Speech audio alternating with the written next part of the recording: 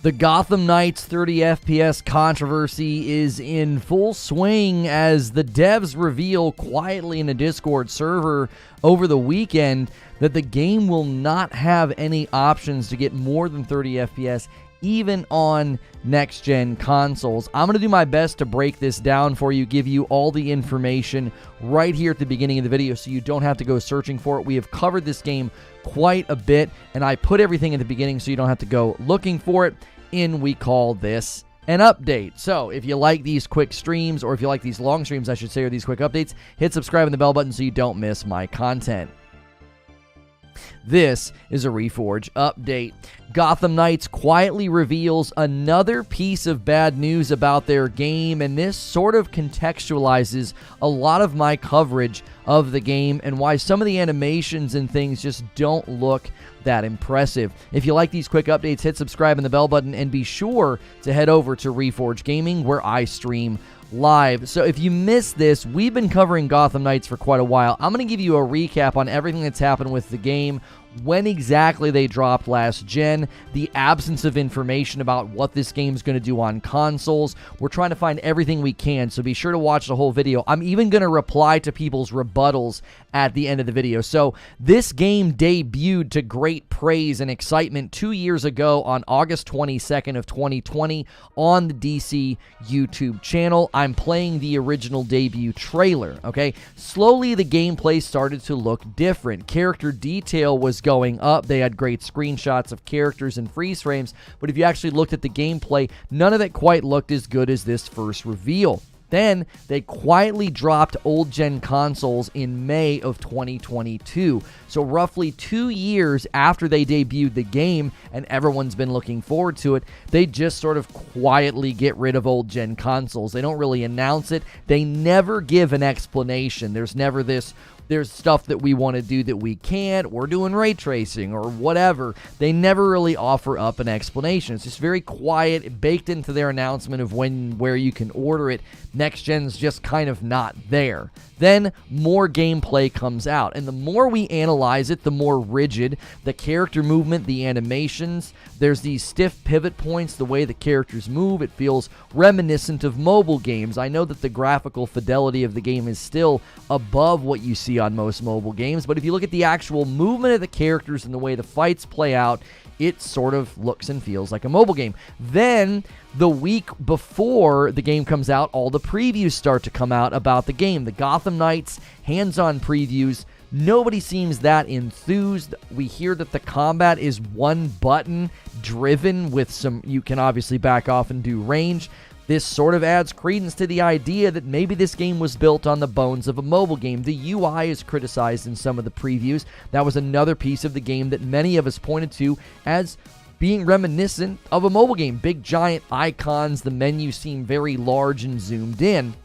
Nobody seemed that enthused in their previews, and it was a bit odd. SkillUp actually played the game through the cloud, and everybody seemingly played it on PC. At the very least, those who played it on console were under NDA. Well, somebody broke NDA, and they claimed that the PS5 version did not have any graphics options. You couldn't go in and change anything. You could change like brightness and I think maybe HDR. So there was nothing in there. You're thinking, well, they dropped old gen. It's a next gen only game. Why would I not have performance options? That's kind of standard now in the industry. One of our community members in the Reforge Discord went in, or was already in, the WB Discord. They were already in there getting information about the game leading up to its launch, and they asked a question. It was a very straightforward question. They took a screenshot because it got deleted. It said, "Could someone please clear this up? Does the game have a 60 FPS mode on console, or is it something coming in a patch?"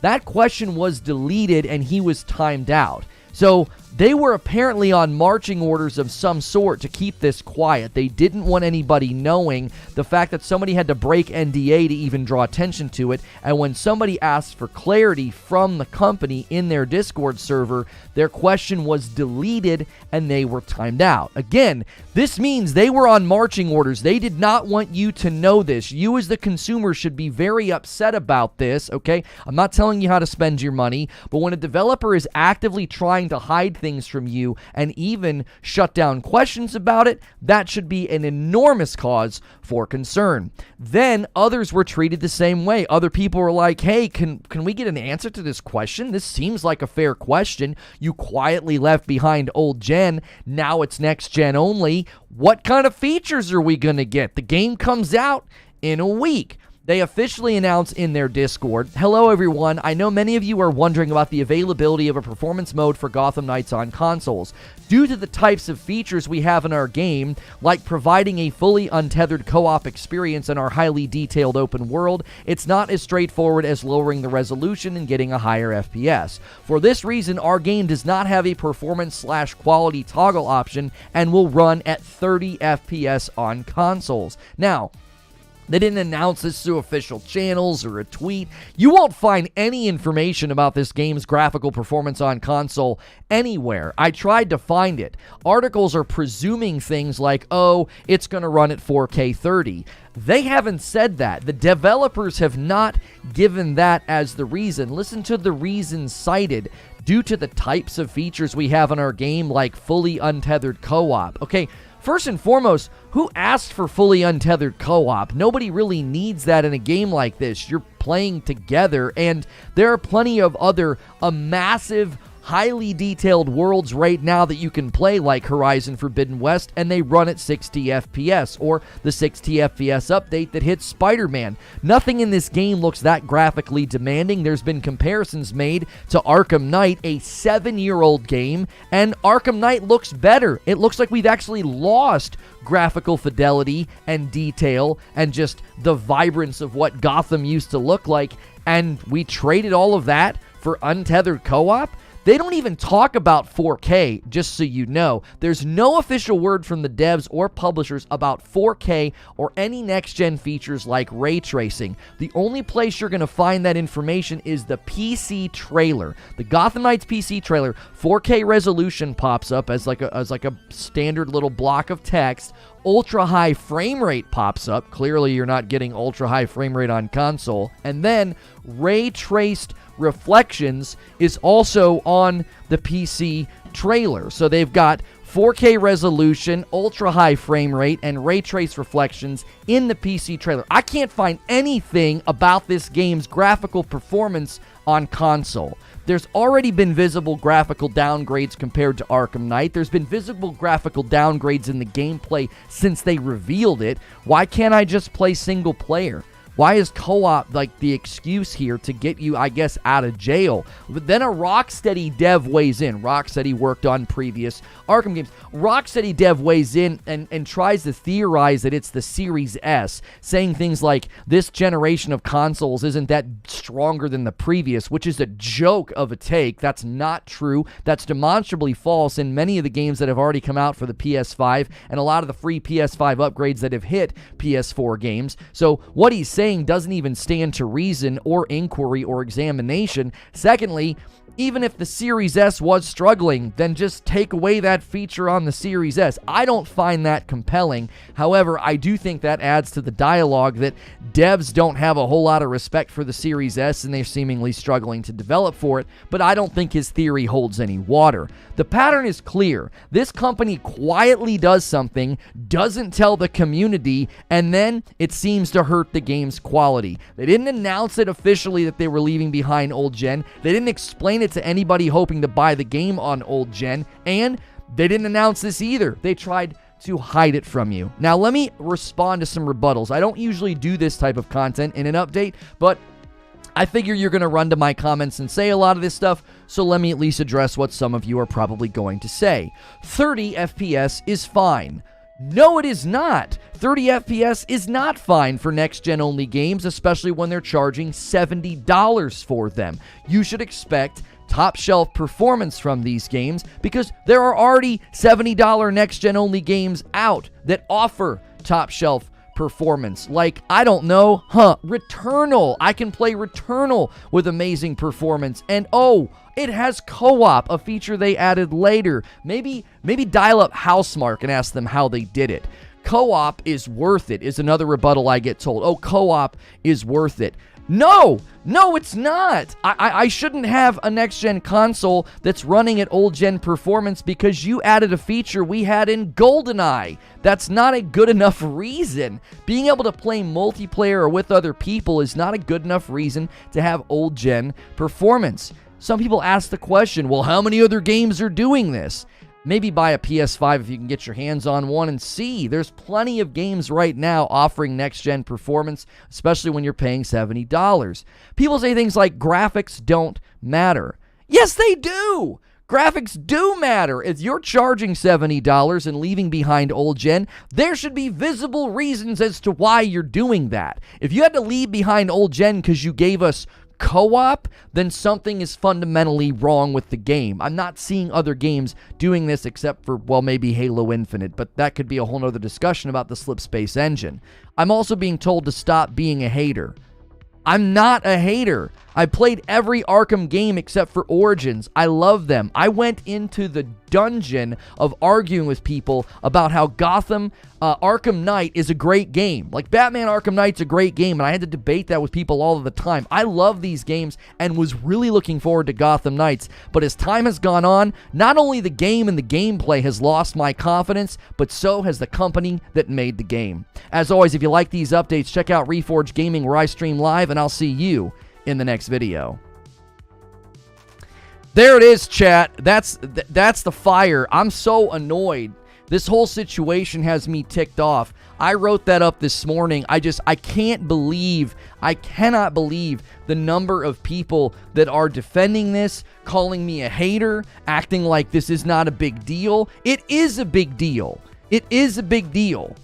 If you're going to buy a game at $70 next gen from a company that has quietly told you little to nothing and actively tried to hide information from you, you go right ahead and defend them. You go right ahead. You're literally defending the exact problems in the industry right now that lead to some of the frustrations that gamers have.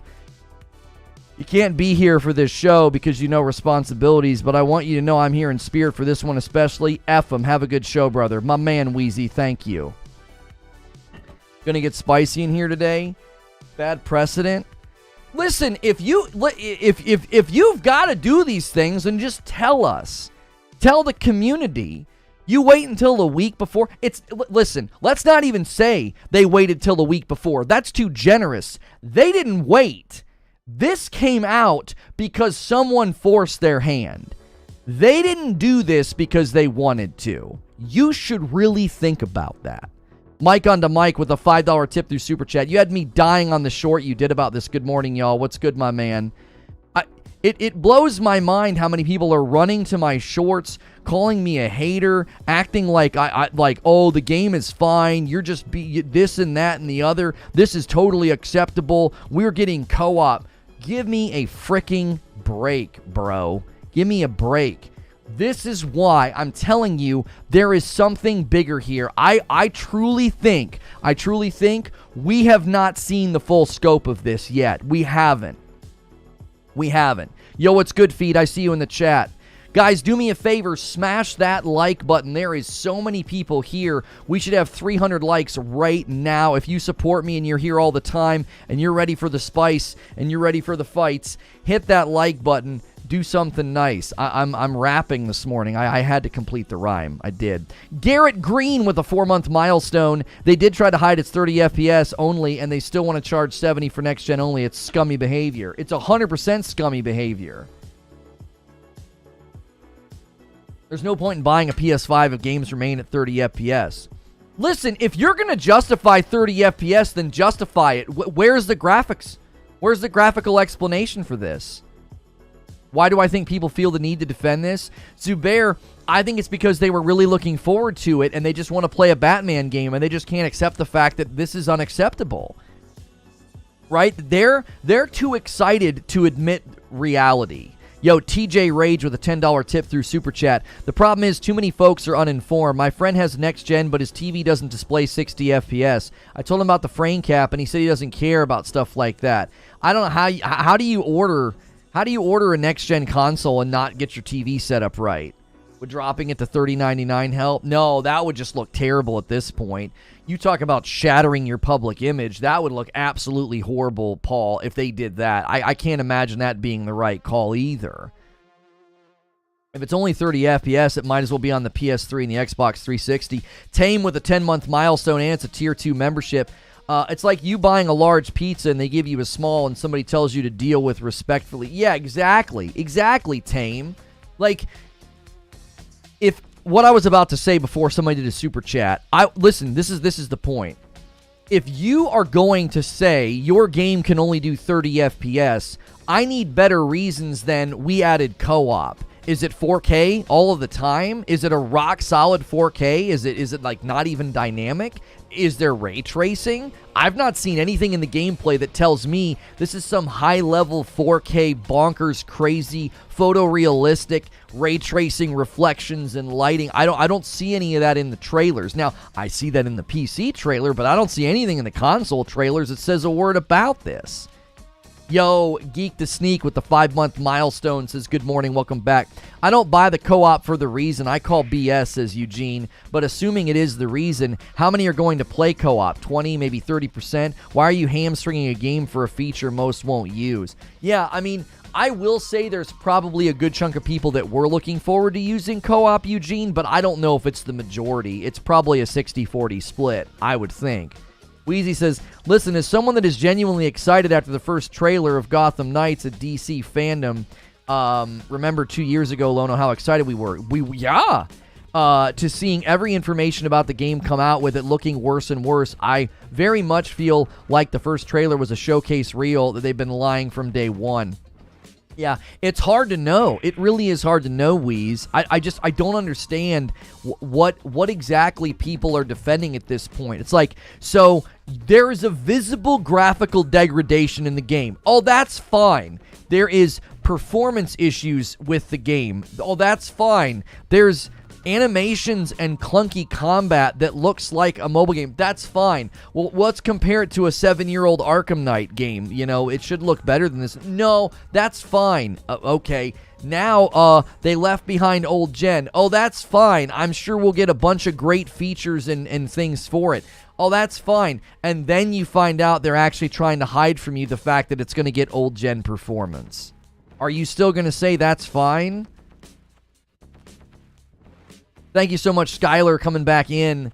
Derek says, we got to remember that we are in a bit of an echo chamber. I easily bet most normal gamers don't even know or care about 30 versus 60. Big pubs devs likely have access to user data. Here's the thing, Derek. If nobody cares, why'd they keep it a secret? And why do they delete questions about it in their Discord? There's probably a thread of reality that you're correct about, that lots of gamers don't give a hoot and a holler about this, or they don't even understand what it means. But I got news for you. They intentionally kept this quiet for a reason. Now, I want to take this question because this question actually makes my argument stronger, right? It makes my argument stronger. Where did it go? Oh, where did it go? It was a question about God of War. Where did it go? Here it is. Talus Gaming. Lono, so you didn't like God of War till it went 60 FPS. I love this question because God of War is 30 FPS on an old-gen console. And I actually voiced my frustrations with the 30 FPS at the time because it gave me headaches, but I still enjoyed the game. It didn't ruin the game. That's not what anybody is saying. Nobody is saying that 30 FPS ruins games because Horizon Zero Dawn and Spider-Man and God of War and Ghost of Tsushima are all games I absolutely loved and they launched at 30. Why? Old gen consoles. You can't keep running back to old gen games and be like, but you liked this, didn't you? Yeah, I also liked low-budget movies when I was a kid. That doesn't mean I still like them. I like big-budget productions now. And think of it this way. If you buy things back in the day like that and you enjoy them in their context, that doesn't mean that you don't anticipate things to get better. That doesn't mean that you don't anticipate your next-gen console doing things better because, oh, I don't know, this is crazy. That's how they sold the next-gen consoles. Buy a PS5 or an Xbox Series X, and what were the things they talked about? Higher resolution, better frame rate, better load times. Can you imagine buying a game for $70 and then being like, sorry, there's really long load screens, it's 30 FPS, and it doesn't have ray tracing or 4K. What in the frick? Why is it next gen only then? Why is it $70? What are you actually selling me? These are questions that are legitimate to ask in the context of where we are. You didn't need a backup camera in 1992. Right, on your car, exactly. I love my backup camera on my car now. It helps parking in tight garages really nice, you know, when you go to the mall or whatever. A $5 tip from Robert Jones. 30 FPS isn't great, but there's a huge difference between untethered and tethered co-op. Is untethered cited for a reason for the downgrade? Yeah, they literally cite that as a reason, Robert. And here's the problem with them saying that. You're either lying to me because the company has shown a pattern of being dishonest anyway, so I think they're lying about co-op as the reason. I don't think they're an honest company. I think they've been misleading us from moment one, okay? So they're either lying, but let's say they're telling the truth. You sound dumb. You do. You sound real dumb. So you thought it was acceptable to sacrifice the entire game's performance for untethered co-op. Did you maybe try tethered co-op like they do in Returnal? Did you try maybe instanced co-op like they do in other games? I don't know. Did you try anything else? You sacrificed the entire game's performance for untethered co-op? Who the frick cares about untethered co-op? Who cares? We name calling already? I'm not name calling. They're dishonest. They've hid things from the community. Call a spade a spade. They've not been telling the truth. They've been misleading the community. JW with 21 months of membership. If it was a top-notch 4K 30 ray tracing, incredible graphics, textures, it'd be one thing, but it doesn't look graphically impressive at all. That's the thing. Right, JW, if those were the reasons for the 30 FPS, we would have heard about it already. Do you want to know why? Those are selling points. Those are marketing selling points. If this game was stuck at 30, they would have promoted that by now because they would have said, we wanted the pivotal experience for Gotham City to come to life. We added ray trace reflections, 4K resolution, blah, blah, blah. Buzzword, buzzword, buzzword. And that's how they would have let you know the game's always at 4K 30. They didn't say a word about that in the announcement. In their announcement, in their capitulation quietly in a Discord server, they said, we added features like untethered co-op. In our... Listen to the dodge. Listen to the dodge. This is a company that quietly dropped old gen and didn't tell you and deleted community questions about 60 FPS. They were on marching orders to hide this information from you. So keep that context in your brain. Listen to the baked-in dodge. Due to the types of features we have in our game, like providing a fully untethered co-op experience in our highly detailed open world. That's a dodge. They're not telling you the real reasons. They're not telling you, oh, the game is always at 4K with ray tracing. We didn't feel that too much of that was baked into the game to turn off. They literally said it's not as straightforward as lowering the resolution and getting a higher FPS. Again, there's a baked-in dodge there. What's the resolution? What's this game doing? What's the graphical performance of the game that's driven the 30 FPS standard? What is it? They don't tell you. A company that is shown a pattern of not telling you things. Charles Freeman with a $20 tip through Super Chat. My fiance asked me if I'm playing the new Batman game. I told her no. I said it's 30 FPS. It's a no for me. Thank you for the $30 tip through Super Chat. A 14-month milestone from Minch Tree, and it's a tier 2. How much of this has to do with it being on the S? Listen, I want to shoot that theory down as fast as I can. Y'all know that I love to take chunks out of the Xbox Series S. This is not the time to do that. This is not the time for that. The only thing the dialogue about this game has provided me with is more evidence that developers think poorly of the Series S, which should concern you. I don't buy the guy's theory that it's the Series S's fault, but the fact that his mind went there and he's working on games right now, if you own a Series S, you should be worried that that's the first place his mind went, because that means there's an undercurrent in the development world of, yeah, you got to drop things, you got to lower things, you got to cut things because of the Series X. Do you see what I'm saying? I don't think his theory holds water, but the fact that he went there should be concerning to you. It adds to our Series S theorization, but I don't want to do that today. Today we're talking Gotham Knights. The Series S will have its day. I'll get to do my victory lap on that same way I'm doing this morning. Well, you're a hater. It doesn't look like a mobile game. Okay. I can't wait to play a 30 FPS game on my PS5 that cost me $70, and I got no details about the graphical performance of the game to justify it.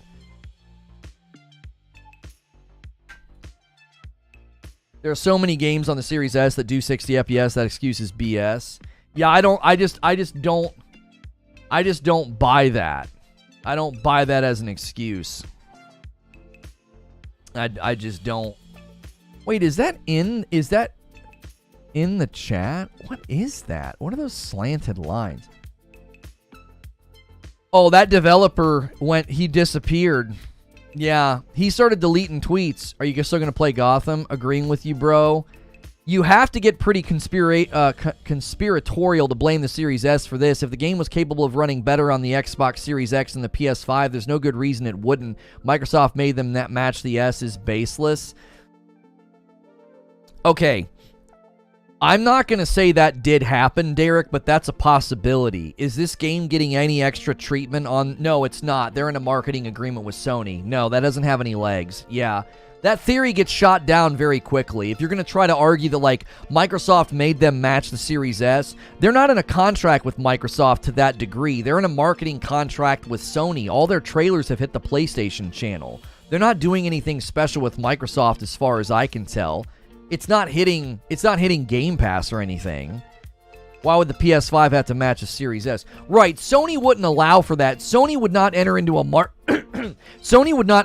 a marketing contract with them to promote their game to have it run like this because of the Series S. I don't think the Series S theory holds weight, but it's indicative of something in the development world should make you worry, right? That guy that said that hasn't worked on the project, so I think he's wrong, but he's pointing to something far more serious in the development world, and we'll talk about that another day. It's possible about the S. It's just people guessing. I love the joke on the Series S, but I find it completely unwarranted. I do as well. I made sure to include that in my open. It's like, listen, I love to take my own little digs at the Series S. And this is one of those times where I could. I'm not going to. I don't think we can blame this on the Series S. That's dumb. The Series S can hit 60 FPS. Nobody's saying it can't, Silent. Nobody's saying it can't. It struggles to hit 60 FPS in some of its own first-party titles, though. 2 bags of dark roast to Leal Duck. Our first order of Reforge roast coffee is out and in the wild. Thank you so much. Appreciate it very, very much. Thank you for being here. Thank you for enjoying the content. Guys, make sure you're smashing the like button. There's almost 600 people here. If you have never been here before, I need you to do me a favor. I need you to smash the like button. I also need you to hit subscribe if you want to talk in my chat, okay? I need you to hit subscribe so you can talk in my chat. I want to hear from people. Where are you on this? I shut down a lot of the rebuttals already this morning. If you want to voice them, do your best to try to argue that this is completely fine and acceptable, because I don't think it is. I heard you agreeing with my thoughts. Just want to tell you I'm thinking the same process. Okay. I can't wait for it to come mobile. Doesn't this add credence to my observation that this looks like it was built on mobile architecture? What'd you build this game on that you can't do co-op without dragging the entire game's performance down to 30? It doesn't make any sense. What game runs native 4K at 60 on the PS5 and the Series X? Well, none do, Hilly. Where do you have any documentation that this game's going to run native 4K? 4K is only in the PC trailer, my friend. This company is probably hiding that from you as well. If you think Gotham Knights is going to be like 4K ray tracing on these consoles, I got bad news for you. Those words are only in the PC trailer. I don't know, man. They've been hiding an awful lot about this. Forza? I don't think Forza or GT7 are native, though. Nothing's running native 4K, is it? There's games hitting 4K 60, but I don't think any game is hitting native. It's always going to be upscaled. What up, Cheeks? What's good, Icebreaker? Oh, those games are native? Forza and GT7 are native. Well, I didn't know that. I assumed it was an upscale. Yo, my man Eric with 4 months on the milestone of a membership. Welcome back in. Guys, I really, really need your likes right now. If you're listening, lurking, and you enjoy my show, go through your morning ritual, man. Smash that like button. Most of the games out don't even run at 60 FPS, but that's simply not true. Two-Face, I had so many people saying that on my short. That's not true. No. Okay, wait. Are you saying most of the games out right now that you can play? Because that's an unfair... You can't use that. You're using a bunch of old-gen games to prove your point. You're not proving anything. We're not talking about the entire scope of the gaming world right now back to the first games that hit PS4 or something. That proves nothing. That would be like a game having, like... only 4 hours of gameplay, and me being like, well, most of the games out in the gaming populace right now only have 4 to 6 hours of gameplay. That's not fair. I'm using little indie titles and old school first generation like Nintendo titles. Come on. You can't use that as an excuse for this. That's not what we're talking about. We are talking about a game launching next gen only for $70. We're not talking about a game on the PS4 or the Xbox One. East Coast Overlord with a $5 tip through Super Chat. Morning, Lono. 30 FPS isn't acceptable in any game. Scale the resolution downward. If you go under 60 in a new game on any hardware, you're effed up. Well, I appreciate the $5 tip. I don't think that 30 FPS is unacceptable in certain contexts. 30 FPS is okay when the player chooses to turn on like the 4K ray tracing 30 FPS mode. That's fine. That's the player choosing that. I don't choose that. How many games are you going to play on your... Like, here's what's funny. Suede says, as much as the S is a liability, it takes away from some of the shady practices by the devs. They need to be held accountable. Yeah, I don't think we can use that as the scapegoat here. You can do 30 FPS as a fidelity mode. Right. Right, like, you can't... For the last 2 years, you can't run dialogue that the Xbox Series X has FPS boost and has all this amazing stuff. FPS boost is literally a feature that Microsoft officially promoted. Why? Because next-gen consoles getting better frames per second was a selling point. You can't look at the PS5 adding a 60 FPS update to Horizon Zero Dawn and Spider-Man and be like, "Oi, FPS doesn't matter." What the frick are you smoking? What are you even talking about? How can you say that FPS doesn't matter? What do you mean? My God of War Ragnarok review will be posted on Thursday, November the 3rd. Hey, we were right in our reporting on that, Eugene. The embargo's dropping a week before. Yeah, that's really exciting. We said the 2nd. They're doing it a day later. So our coverage of that was rock solid. That's exciting. Would 30 FPS be more acceptable if the city was more alive? Right, Raijin, that's part of the problem here. If I could do a side-by-side comparison with Arkham Knight and see measurable and clear upticks in the graphics and the city, I'd be like, okay, I'd be angry for different reasons, right? I'd be like, well, you dum-dums went full, right? You guys went full. You decided that you had to make the graphics, 1,000 times better than the previous game, and you sacrificed frames per second. It's something that we've talked about a lot here. The concern being, companies are going to start going so crazy with 4K ray tracing and all this extra goodies that you're going to lose frames per second in the process. That's always been a concern, okay? So if we were covering this right now and I was doing side-by-sides with Arkham Knight and saying, well, my gosh, they really made this game look insane. It looks next gen. It looks awesome. then I'd be annoyed about the 30 FPS, but at least it would be justifiable. It'd be justifiable.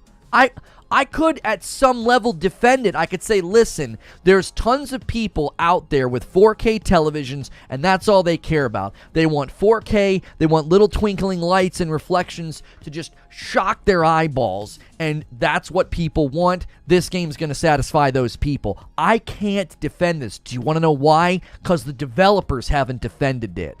They've given us no reason to accept this. They quietly announced it in a Discord after trying to hide it from the public.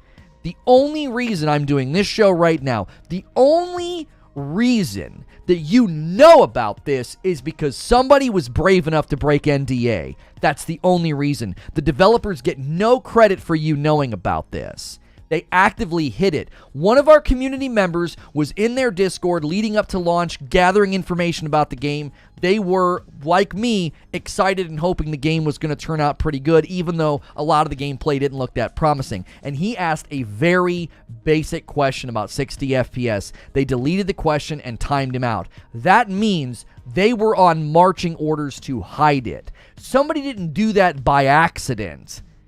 Oh, I just randomly think this question's out of line. Bop, no. They were instructed to keep this quiet. You don't delete a comment and time somebody out. Just, oops. Do you want to hear his question? Listen how basic this question is. Could someone please clear this up?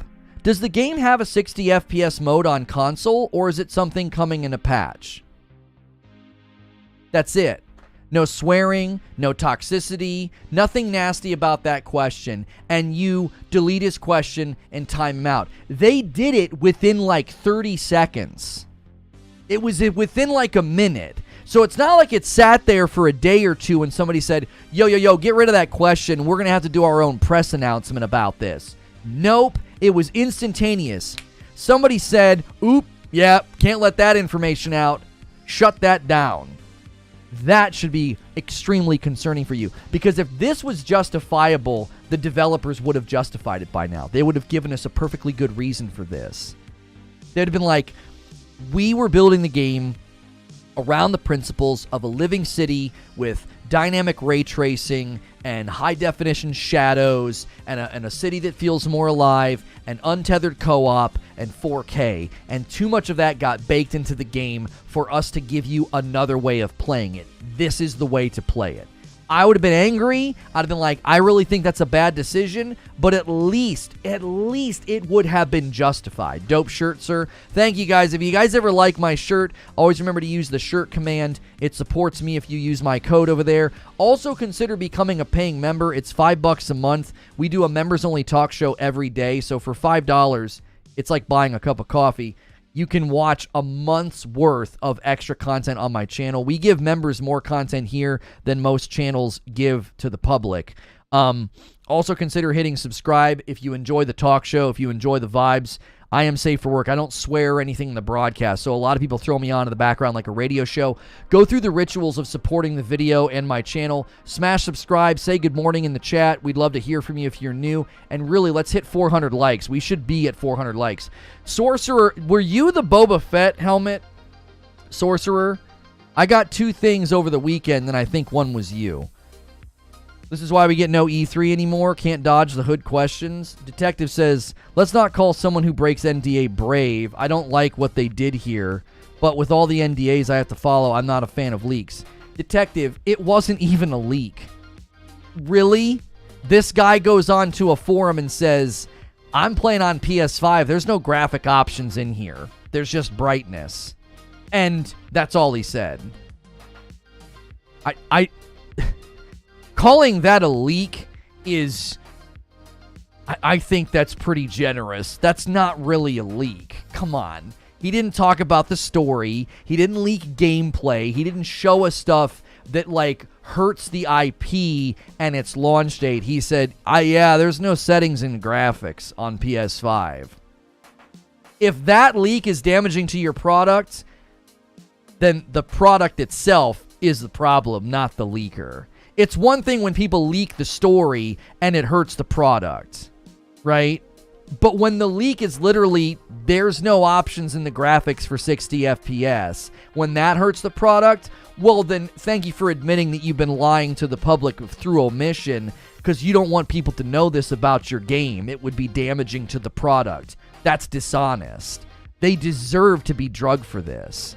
100%. I said this in a short that hasn't come out yet. If you're going to walk out onto the battlefield of gaming right now and you're going to try to help legitimize $70 next-gen games, this ain't how you do it.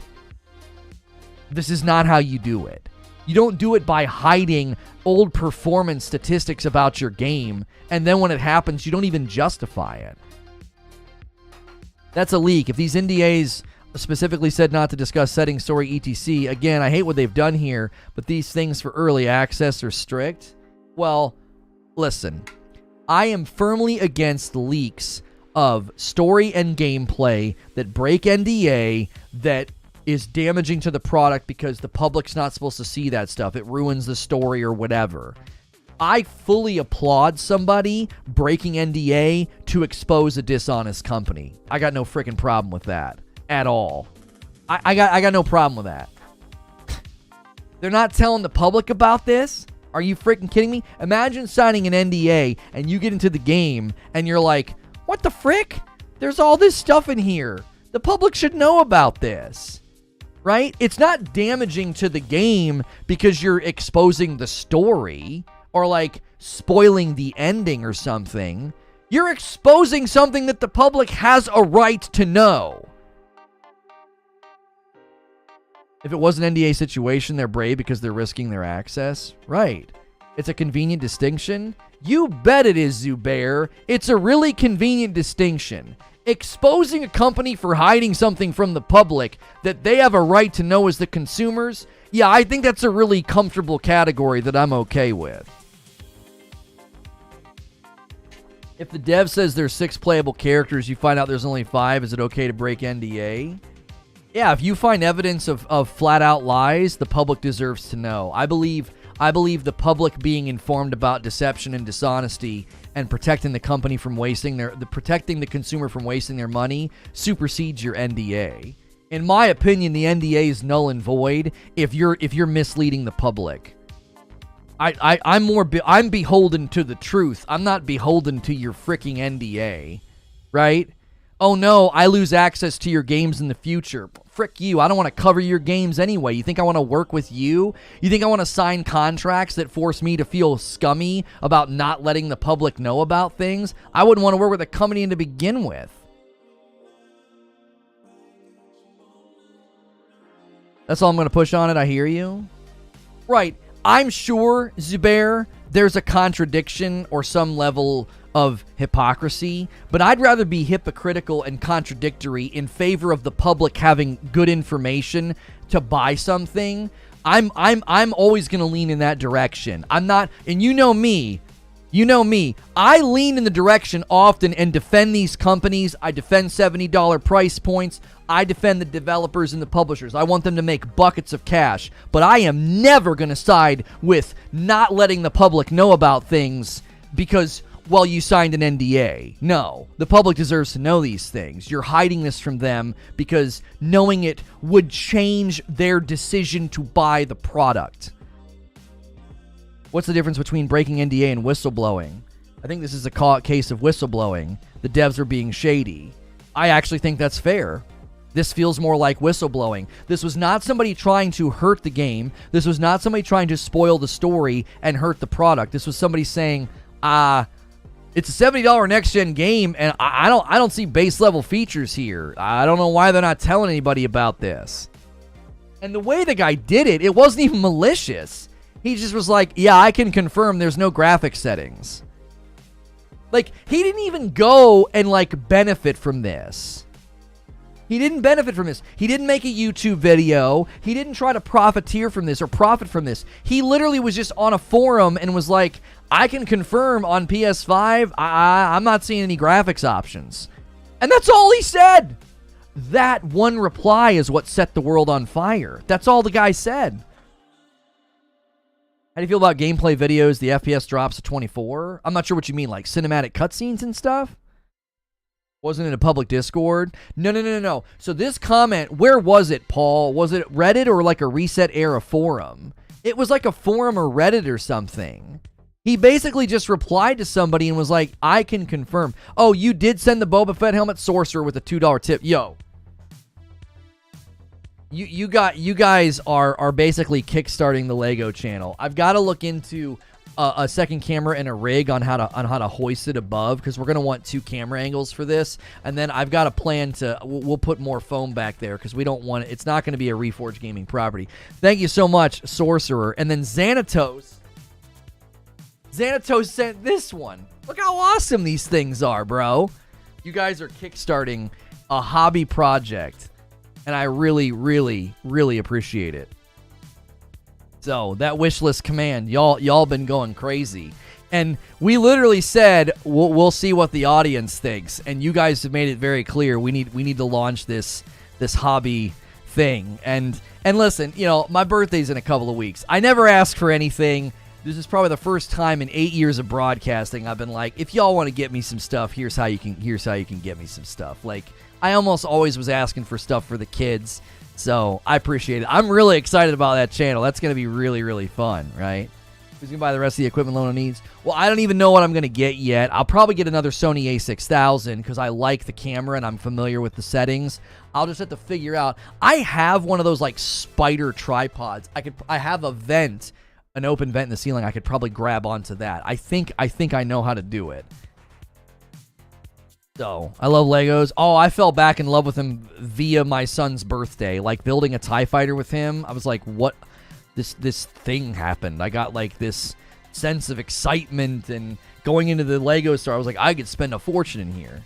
So, and as a DC fan, some of the DC Lego sets are awesome. And what's really, really frustrating about this situation, the Gotham Knights gameplay, I was so excited from moment one.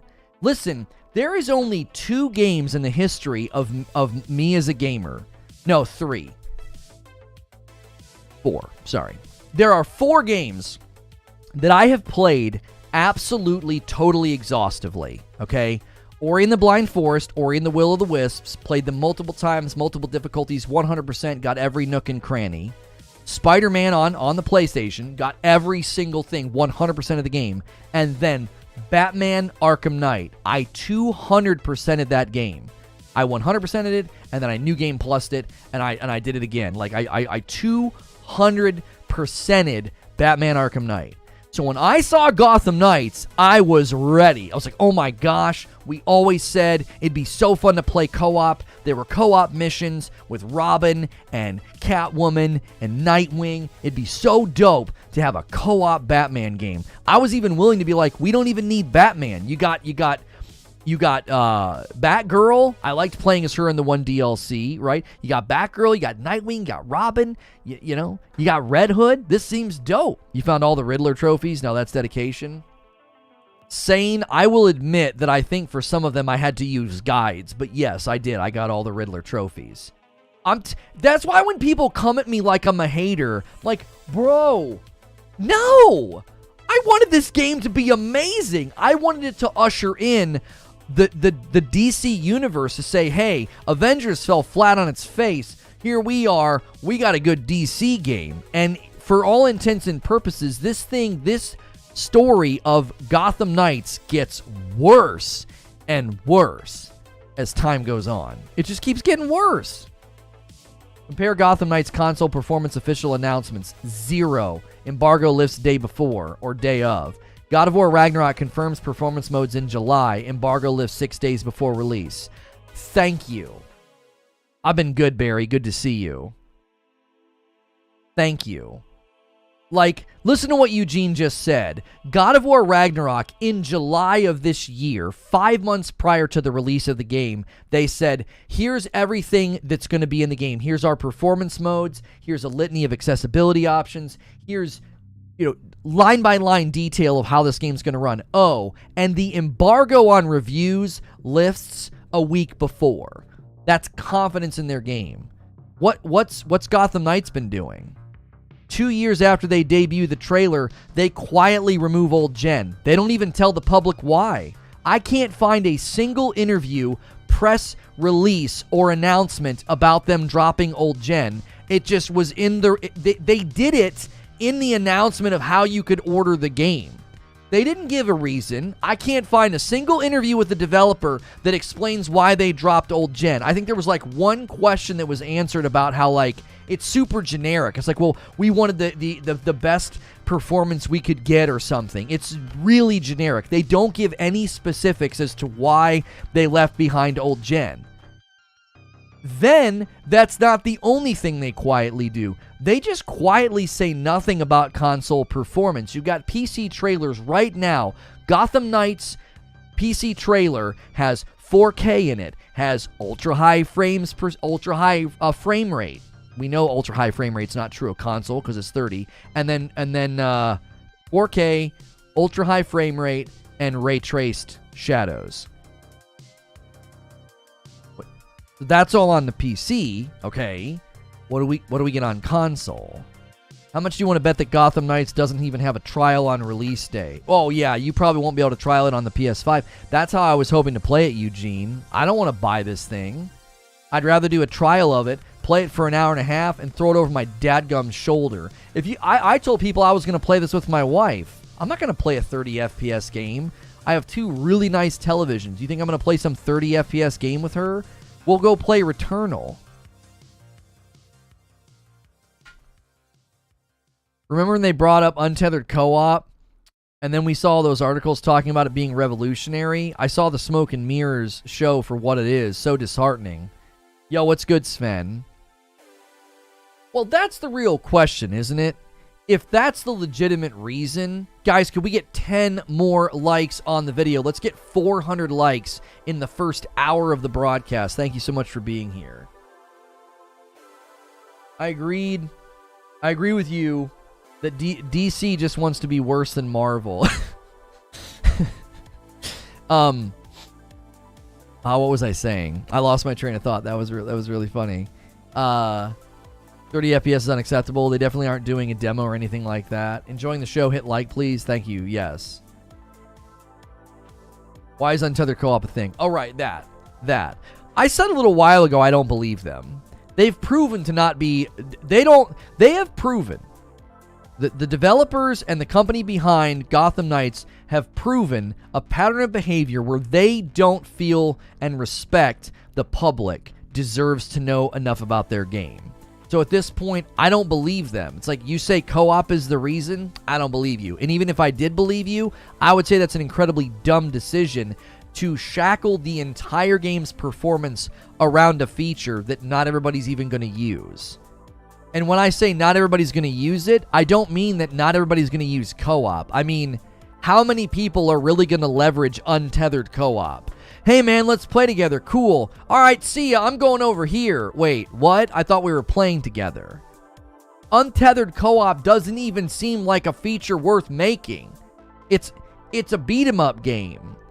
It's not an open world RPG where it would make sense. Like, imagine playing Horizon Forbidden West open world untethered co-op. Well, it would make sense why like you join up and be like, hey, I'm gonna go do this real quick over here, and you're doing different things, and maybe periodically you come together and work on a big fight together. Okay, that might make sense, but this game is literally inspired by the co-op fights from the Arkham games when you played Batman with Nightwing, Batman with Robin, Batman with Catwoman.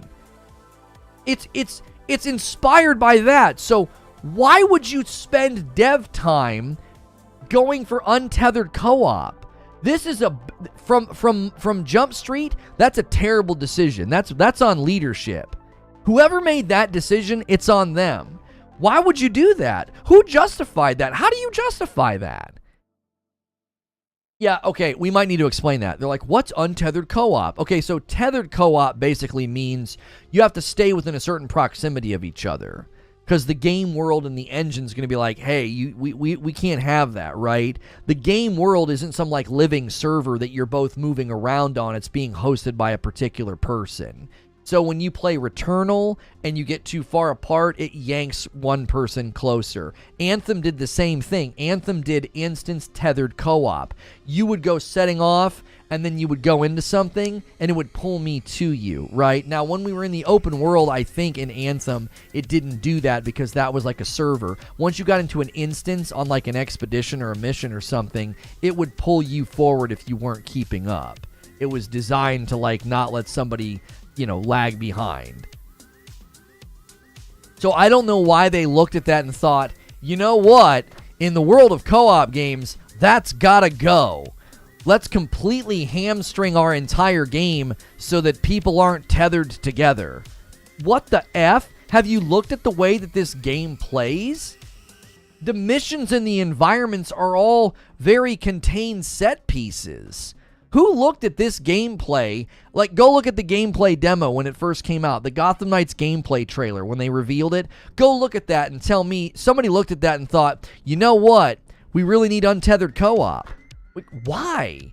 They drop into an area that's maybe 50 yards wide and they fight 4 or 5 enemies. They go into a door, a hallway, and another room that's now about, 50 to 60 yards by 50 to 60 yards. Pretty good sized room. They drop in and they dispatch 6 or 7 enemies. Why on earth does that need untethered co-op? It doesn't make any sense. I think the reason people are triggered by you is you are firm in your rebuttal and honest, which is truly refreshing because in this industry you don't see that this often. Well, I appreciate that, MA. Listen, if you guys like my content and my takes, be sure to hit subscribe and the bell button. We do shows like this Monday through Friday. It's always safe for work. I keep it respectful, even though I get really passionate. I keep it respectful. I had people absolutely berating me on my shorts. And I replied to almost all of them, and they're like, look at this guy. He's so triggered. He's replying to everybody. I'm like, it's super easy. I open my mobile app. I drag down. I'm like, oh, 3 new comments. Type a reply, send. Type a reply, send. It takes me like 30 to 60 seconds, and it really helps my videos. Like, interacting with the public is what I do for a living. And they thought I was like triggered. It was like, it helps the video. What are you talking about? Here's another response from the same person in their Discord. When considering the scale and scope of Gotham Knights, we had to prioritize and focus our efforts to deliver the game at a satisfying level of quality for current gen. That's just corporate speak. You're not saying anything. Do you hear the dodge? They're dodging. That's not a direct answer. That's not a direct answer, bro. We totally understand that this is upsetting the players who don't own a current-gen console yet, and believe me, we really didn't make this decision lightly, but in the end, we wanted to focus on delivering a game that we are truly proud of. So this is a response on May 26th, so summer of this year, when it became known they dropped old gen, that's their answer. Look at this guy actually responding to my trolling. Right, G-Man? If they think that's triggered, just wait. Yeah, they actually haven't ever come into a stream. This is their response in May when they drop old gen. Did you hear what she said? When considering the scale and scope of Gotham Knights, we had to prioritize and focus our efforts to deliver the game at a satisfying level of quality for current gen. That's not even that's not an answer. You didn't say anything. Like, imagine sitting across the table from somebody and being like, so, you revealed the game 2 years ago. Only now we find out, sort of quietly, in the pre-order announcements, that no one on old gen can get the game. Can you explain that decision?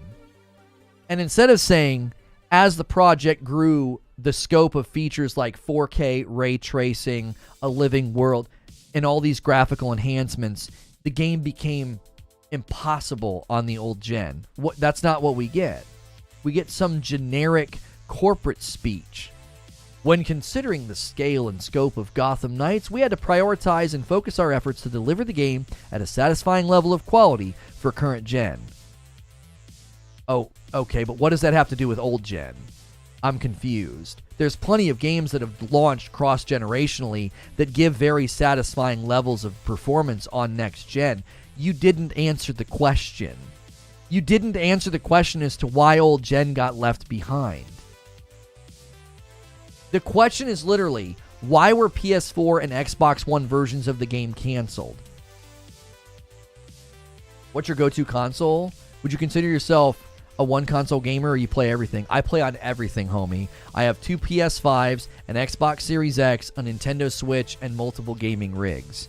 I play anything that comes out if I can. If it's within my purview, I don't touch like racing, fighting, or sports games, but I play basically everything else if I can. I will be playing this game, and I'm going to complain the entire time about the frames per second. I'll be insufferable. You will hate it, and you will watch. Sorry. Broke character. Why can't WB Montreal say they need ray tracing so much? I feel like nobody cares about ray tracing in a game. Well, it doesn't even... I don't even know if ray tracing is going to be in the game on console, homie. Ray tracing's only mentioned in the PC trailer. That needed a close-up. I know. I'm a little bit further back from the I'm a little bit further back from the desk, so I couldn't press it, Kratos. Somebody knows how I make content. Awesome, bro. Love the channel. I appreciate that. Listen, if you're here, hate watching or on the sidelines or whatever, I got news for you. All the people that disagreed with me on my shorts, as long as you're respectful, you are welcome here. I want you to come in and disagree with me. It makes for more exciting content. Like, it is. It's more enjoyable. I enjoyed responding to a lot of the people's comments on the shorts. The people that were nasty and tried to just, like, cuss me out or whatever. I mean, obviously, I just delete those or just give them, like, the cold shoulder of, okay, right? I mean... We have a really good time here, so make sure and hit subscribe, chime in. This game's been a yikes from the beginning. That I don't agree with. I don't agree with it being a yikes from the beginning.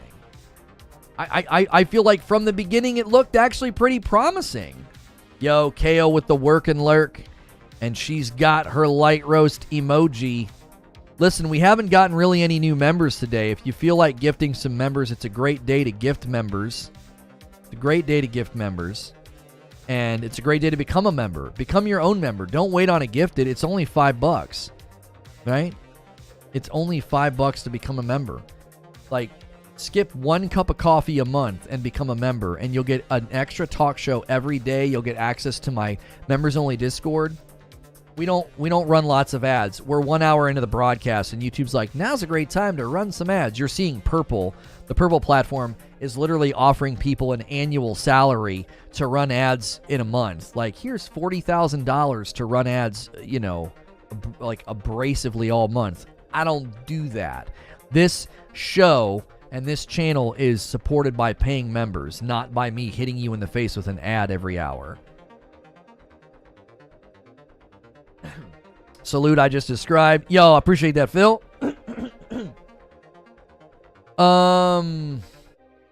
That's cat bro, don't do that. Right, Phil? You hear what I'm saying, Phil? This game's not been a yikes from the beginning. From the beginning, it looked really good. I wouldn't have cared. Well, no, I would have cared because I'm a Batman fan. I love Batman. Superman's my favorite superhero. I'm almost always wearing Marvel stuff, but I absolutely love DC. I grew up with the Hall of Justice and the toys and a Batmobile and Robin and Superman, and those were the toys I grew up with. I didn't grow up with Marvel toys. I grew up with DC. I grew up with DC toys and Legos. That's what I had in my house.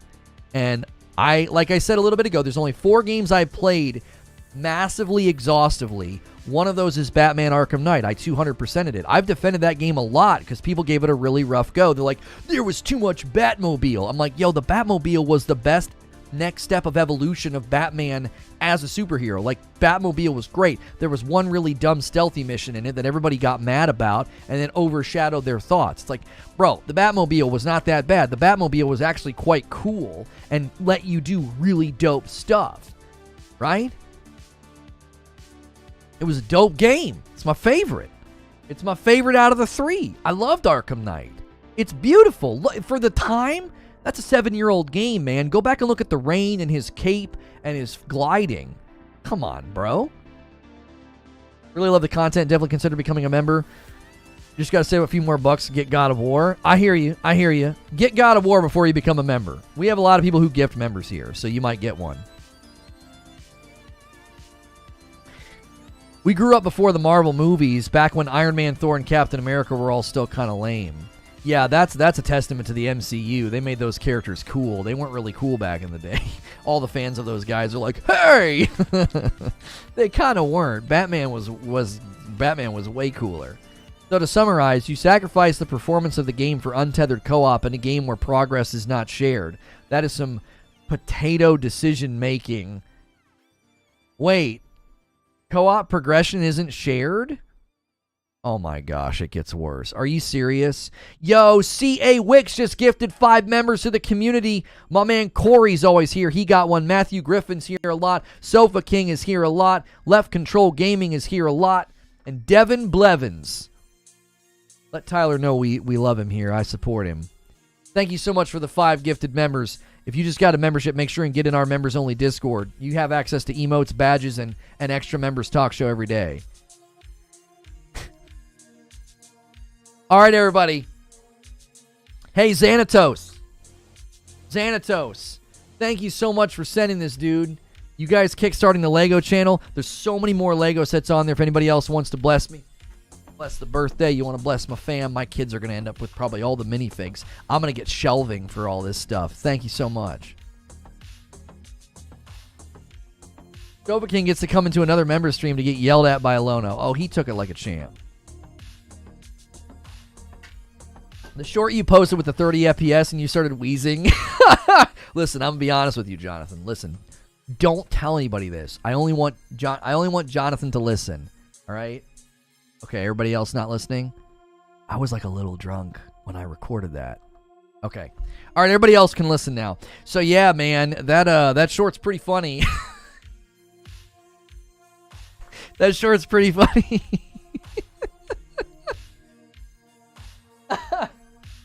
I'm a lightweight, bro. I'm a lightweight. I was 2 beers in. I was like, I got to do a short on this. My wife's like, are you serious? We're like playing a scary game. If you're a member, my wife and I play games on Friday night just for members. And I was having some drinks. I was like, I got to do a short on this. I rewatch it like twice to make sure. It's like, do I sound blitzed?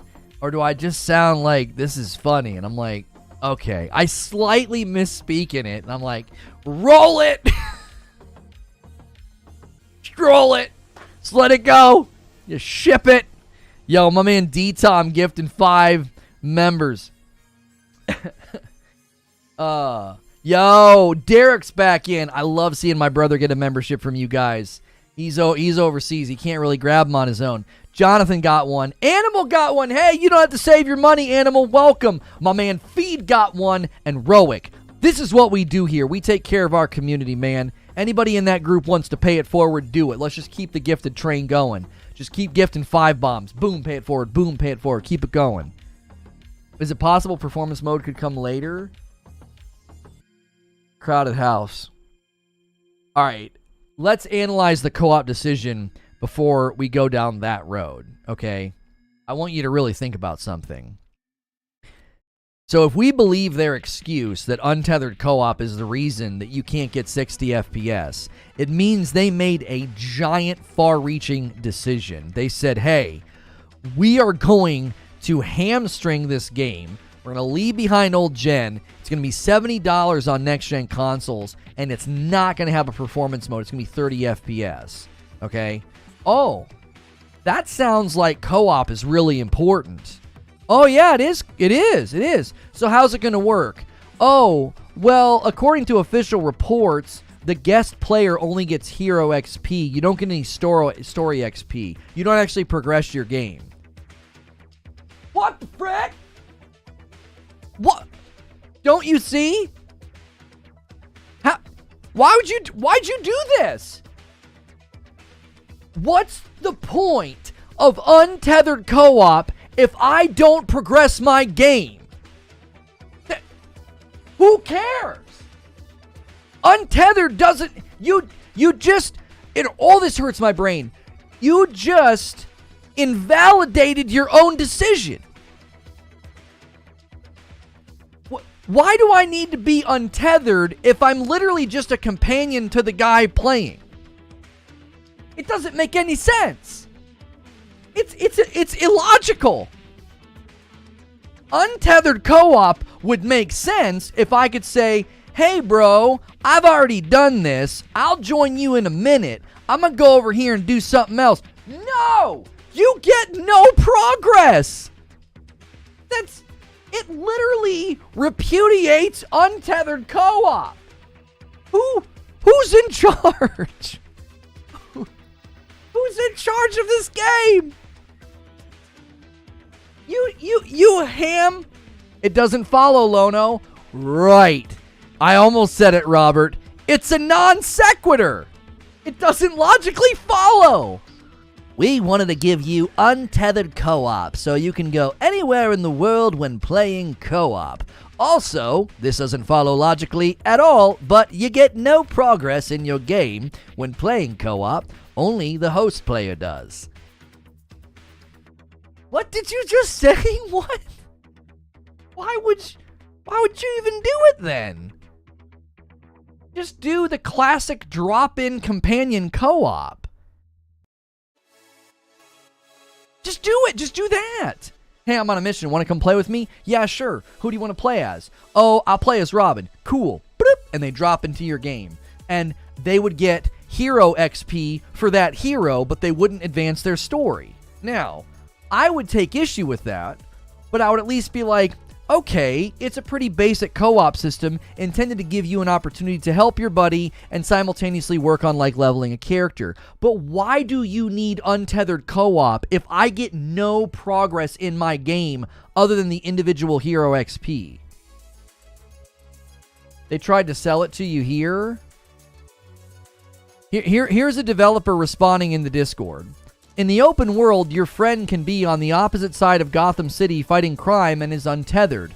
What does this mean? When it comes to entering a dungeon or triggering a story cinematic in the open world, once you decide to trigger that cinematic, your friend will be teleported to you after a short countdown to make the trek back easier. I'll give you an example that you might have seen in the press coverage. In the Harley Quinn mission, you have an objective to go to Blackgate Prison. Both you and your friend can be fighting crime all over Gotham City, but once you decide to enter Blackgate, your friend will be brought along the ride as it's a story mission. But what is the point in playing co-op across the city if I'm literally only getting hero XP? I'm not getting story progression.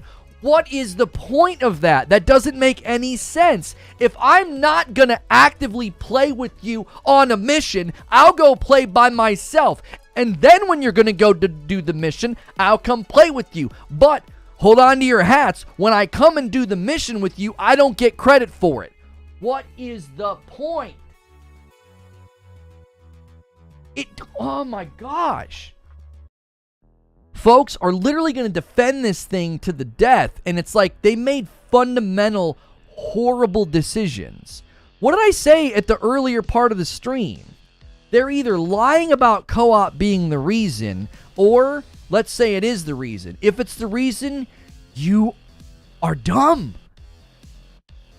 You sacrifice the entire game's performance for a feature that doesn't even make sense? Untethered co-op, but you don't progress your story. Why do I care then? I'm going to come play with you and go all the way over here and do my own thing. Why? You do still get credit for it. When you go to play the mission in your own game, it'll ask if you want to replay or skip. Oh, wait.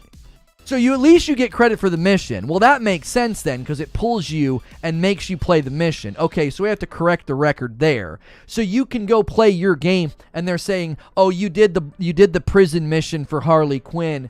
Do you want to do it again or sync it?" Okay, but then what's story XP? Why is there a report that you don't get story XP? What's that? Like what point is it?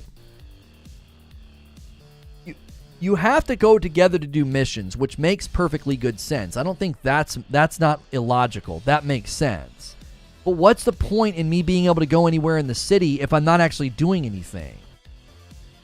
If it pulls you, then it's tethered. Yeah, the only part that's untethered is just like the open world combat. But what's the point of that if I don't get story XP? Do you and the other player you're playing with do different story missions? No, you can't do different story missions. The guy just explained it. If you start a story mission, it pulls the other person. Yo, Eknor coming in with a big tip. GTA Online runs at 1440-60 with ray trace shadows. That game looks much better and is bigger and populated open world. Same with the Far Cry series. This is nonsense. Canceled my pre-order. Welcome back, Eknor. Thank you, man. The article says nothing about mission progress. No, I swear we read something that said that that's how that would do that. You could sync co-op missions. Gotham Knights co-op, how missions work. There's some...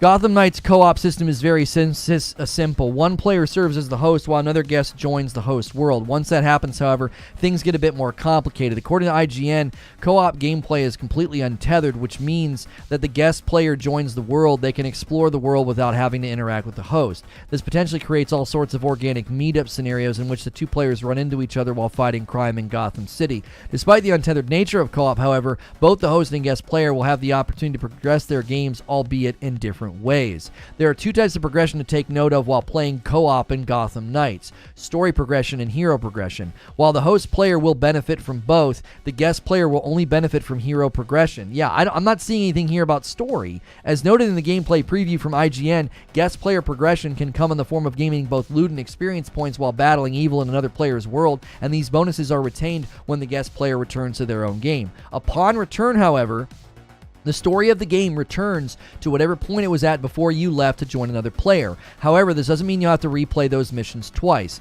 According to the IGN video, if you completed a villain arc, major story beat, or dungeon while playing in your friend's world, you'll be given the option to skip those missions in your own story. In other words, Gotham Knights co-op play will integrate seamlessly into each player's experience. You don't have to replay big moments. Yeah, but that's not that specific.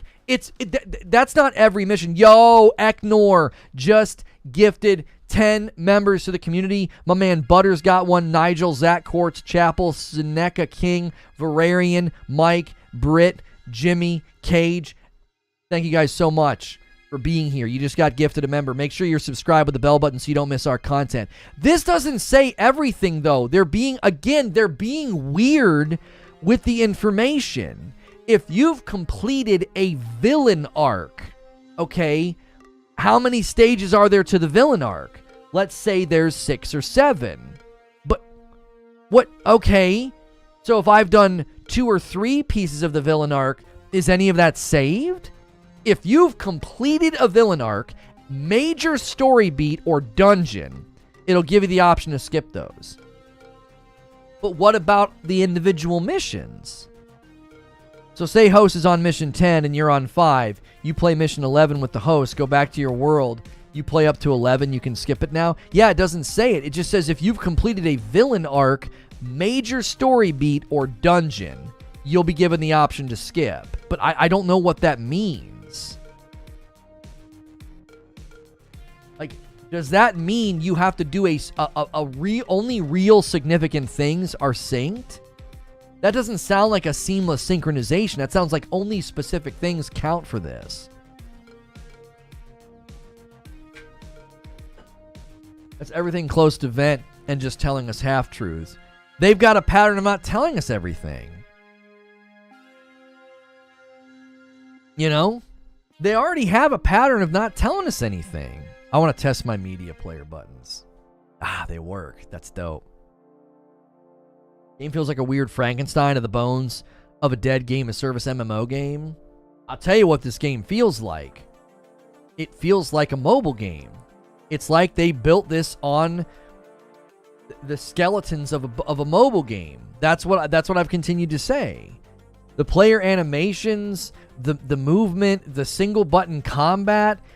There's so many decisions that just don't make any sense. It's like I don't understand what kind of game y'all were building here. It doesn't feel like it has a central identity. It doesn't. I think Frankenstein's the right word. It's like it's all cobbled together. It's like, what kind of game is this? I don't understand. Like, But what's the central identity of the game? Is it a co-op game? Is it an open world action adventure RPG? I don't know. I don't have a firm grasp on what this game is trying to be. Other again than I feel like it's a mobile game who's trying to sneak into the console PC club. That's what it feels like. You know what I'm saying? It's like in the Little Rascals when they go to the bank and they're all stacked up with the coat on. It's like, that's not an adult. You can just tell by looking at them. You look at this game and it's like you're trying to sneak into the console PC club. You smell like a mobile game. What's going on over here? What is this? Stepped away and saw I got gifted a membership. Big thanks. Yeah, it was Eknor. Eknor is just insanely generous. 30 FPS, no crossplay, single button combat, $70. Bear says, it feels like a cash grab, as in they want to pump out a cheap game, get some sales, and then not support it and move on. Right. Or what if it's going to be kind of like the Skull and Bones scenario, right? You got the Skull and Bones scenario where they have to release it. Hey, another order of coffee. My man Matthew ordering 3 bags of light roast. Thank you so much for that, Matthew. Welcome on in to the Reforge Roast fam. Tons of new subscribers today, and our little short, Stop Defending Gotham Knights. There it goes. I released a short this morning. Stop Defending Gotham Knights. Basically what I say in the short is, this is the first next-gen Batman game. It's in the Batman universe. It's the first next-gen game, and it just looks bad on all fronts. 3 bags of light. Who needs that much tea in their lives? You do, Abe. Eventually, their tiptoeing is going to catch up. Once they step on a Lego, it's over. Butter says, I assume you beat Harley and you go back to your game, so then get to her mission, it'll ask if you want to skip.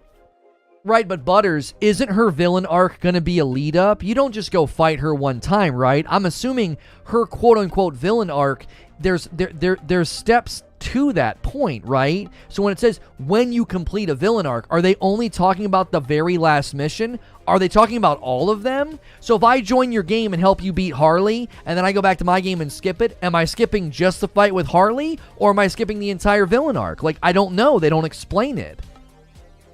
A $5 tip from K.Cole. I'm certain they will patch the game to 60 FPS in the next 6 months. I press X to doubt. I'm pretty sure it's 5 missions per arc. So if it's 5 missions per arc, like I said, if you think it's one fight and that's it, there's no way it's one fight and that's it. Come on. Come on. People are putting X in chat. Thank you for the $5 tip, K.Cole. Will this will this indie game be on Game Pass?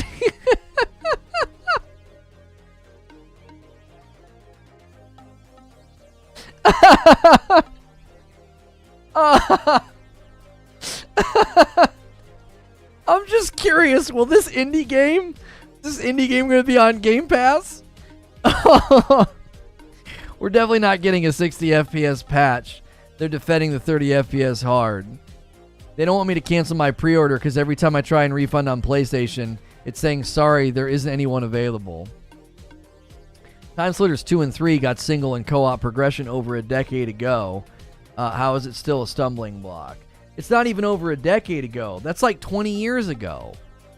That's over 20 years ago. I moved to Louisville 20 years ago. We were playing Time Splitters a couple years before that. Like, literally well over 20 years ago, they had games where you could just play co-op and everything progressed. Like, what the huh? Wouldn't the Batman license take up a whole indie budget itself? It's a joke, Delusional Grandeur. I like your name, by the way. That's cool. I'm sorry, Delusions of Grandeur.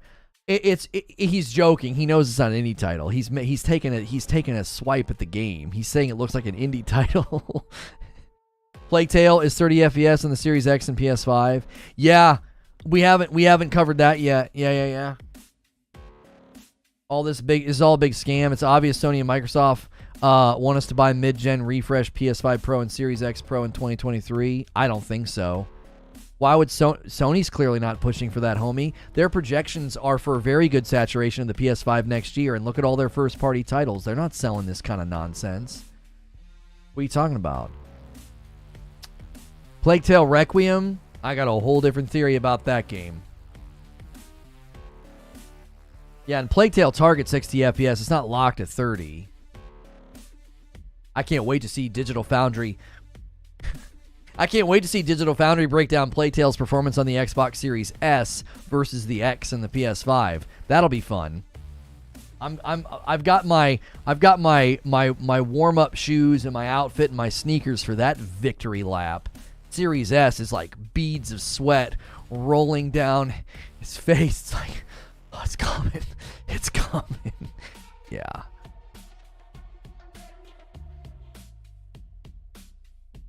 Plague Tale Requiem frame rate targets 60 FPS on the PS5 and Series X. Oh, that's interesting. Series S isn't listed there.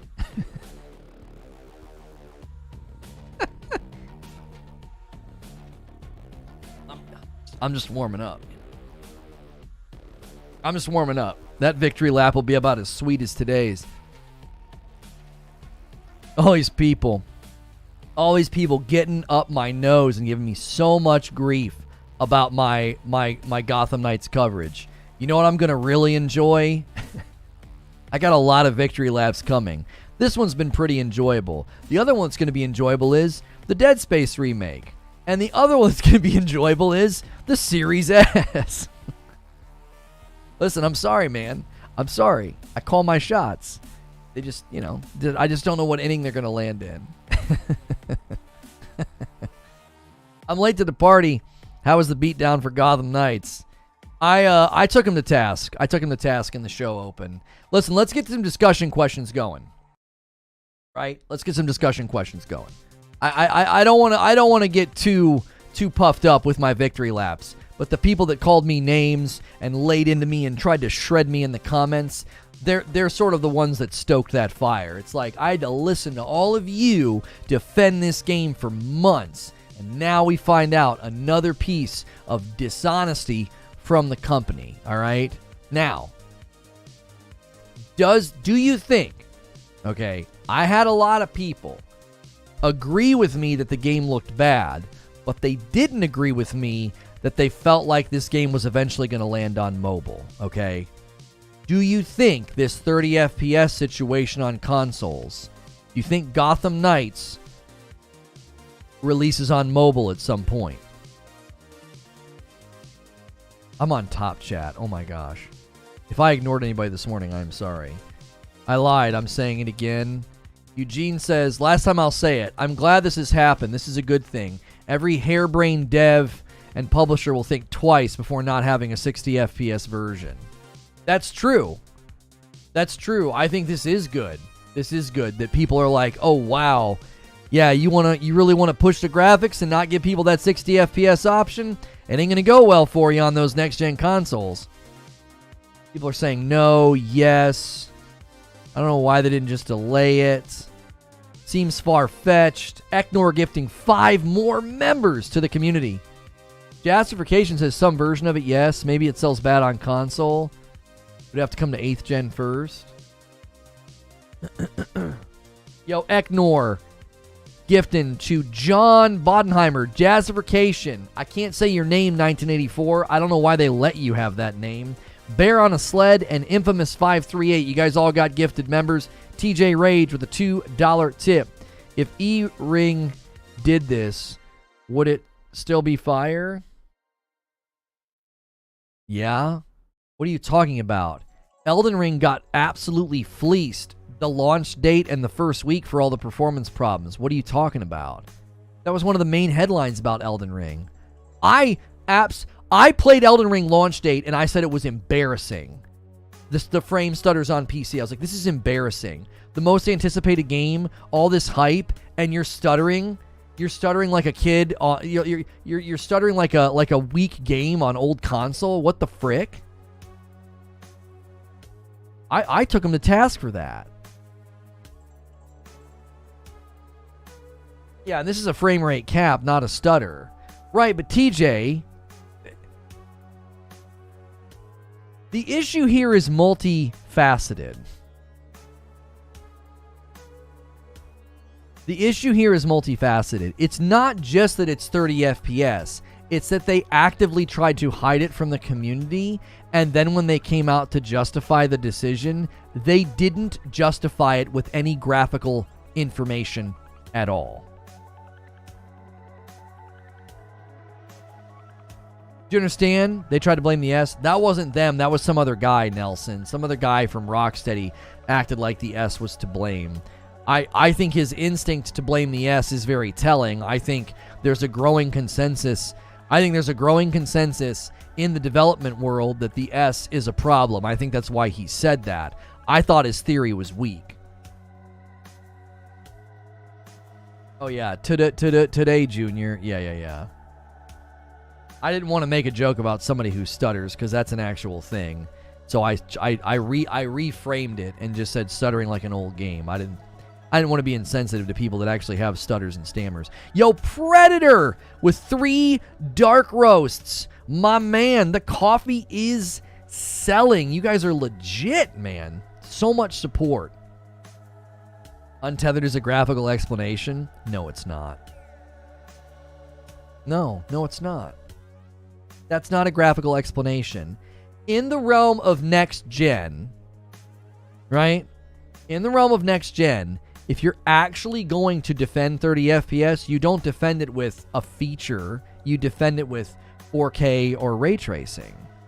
Look at the dialogue up to now. Oh, you want 4K? You want ray tracing? That's the 30 FPS mode. Oh, you want performance? You want FPS? You lose 4K and ray tracing. That's the established dialogue. Coming out and being like, oh, we did untethered co-op. And then when you actually examine the untethered co-op, it doesn't even make sense as a feature. You don't actively progress your story XP or your story. Now, you can progress major story beats, but not everything. So it doesn't even make sense. And also, when your friend starts a mission, it brings you into their mission. So it's untethered for what? So you can run around and do what? You can't actually do missions by yourself. So it's untethered so you can roam the city and do generic open world fights by yourself? People coping hard for 30, right?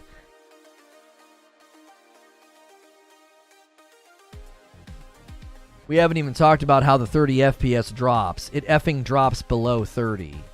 Yeah, it's not even locked at 30. It's capped at 30. I'm telling you, it's a mobile game. I'm telling you. Oh, my gut, my spidey sense says this is a mobile game, man. Now, somebody might say, well, if it's a mobile game, why would they not be able to run it on old gen? I have a feeling that whatever this thing is, whatever cobbled together Frankenstein thing this is, the engine, they couldn't get it to work on old gen. Whatever engine they've got this built on, I think it will run on mobile, and whatever they did to bring it to console, I think it started as a mobile game. That's what I'm saying. Like, whatever they did to bring it to console, they couldn't get it to work on old gen. The engine's it's just a bad engine.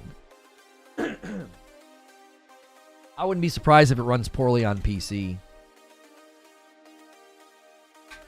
Big Vaughn says, I can't defend this game anymore. I'm disappointed. I just saw the new Red Hood gameplay, and the only thing from that whole video was the amount of civilians and cars. Yeah, Big Vaughn, I think you were one of the people that early on defended it on one of my shorts, and you commented recently, and you were like, you basically gave me, like, a bit of a head nod, like, bro, you were right. Like, I think that was you. There were a couple of people that basically apologized.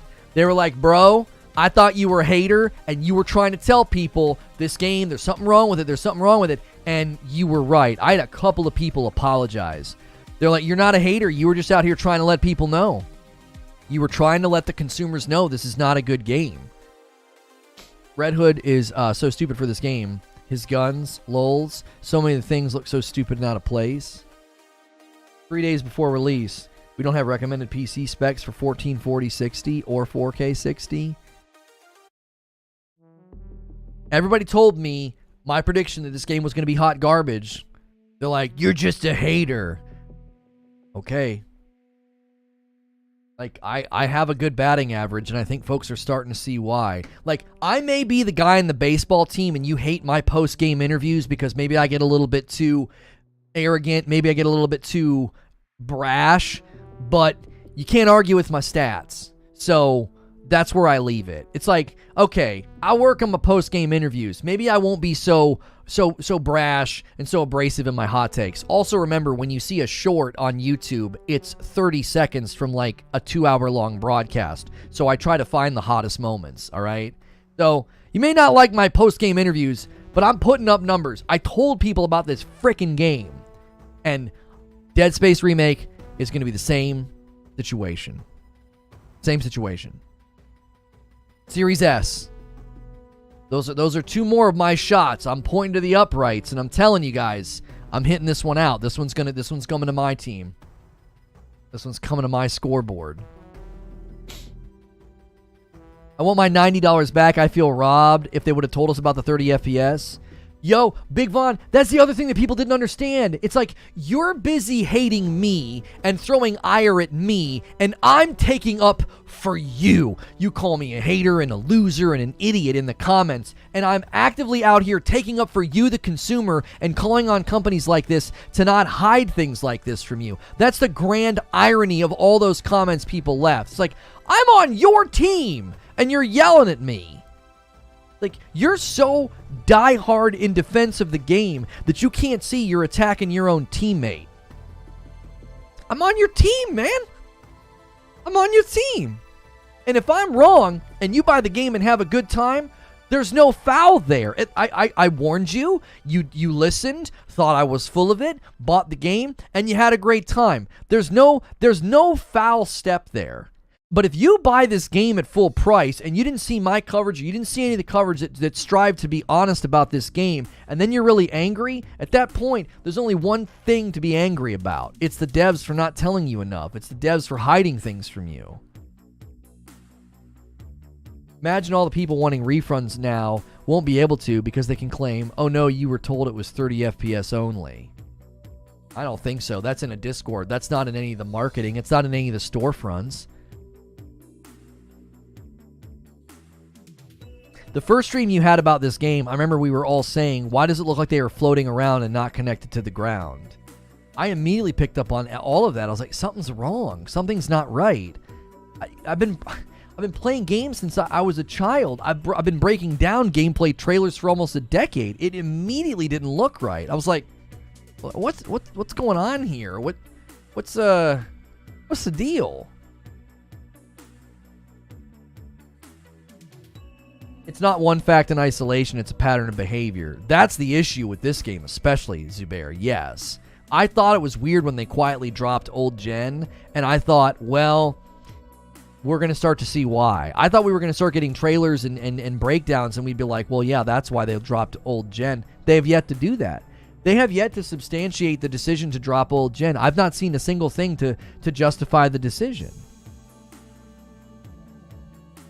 I'm not sure if anyone mentioned this, but both players do progress story-wise. It was covered during the IGN video. When the friend leaves those game, he can choose to keep progress he made or go back. Yeah, but Stealth Gaming, that's not true. It's not spelled out that exhaustively. It says here, if you've completed a villain arc, major story beat, or dungeon, you'll be given the option to skip those missions. That doesn't sound like everything. What about a side mission? What about the missions that lead up to the villain arc being completed? You see what I'm saying? There's no specificity here. This literally says, according to the IGN video, if you've completed a villain arc, major story beat, or dungeon while in a friend's world, you'll be given the option to skip those missions in your own story. That's not seamless progression. That sounds like there are specific things that you can decide to skip, but we don't even know how that's going to work. We don't. Like, it doesn't explain it. It also doesn't justify the untethered co-op. Untethered co-op doesn't make any sense because as soon as let's say Stealth, I join your game and you start a mission, it yanks me to you. What? So what's the point of untethered co-op? Oh, well, you can roam around Gotham and fight baddies by yourself. What? What's the point of co-op at that point? That doesn't make any sense. They haven't justified the decision for untethered co-op, and yet untethered co-op is so monumental, it drugged the performance of the game all the way down. What? It doesn't even make sense as a choice. Brown Exla says, my friend had to call PlayStation support for the refund because their online system is down due to high traffic for refunds. The agent on call said everyone is calling for refunds of Gotham Knights. I feel bad for Sony, but good. Good. Seriously. Like that.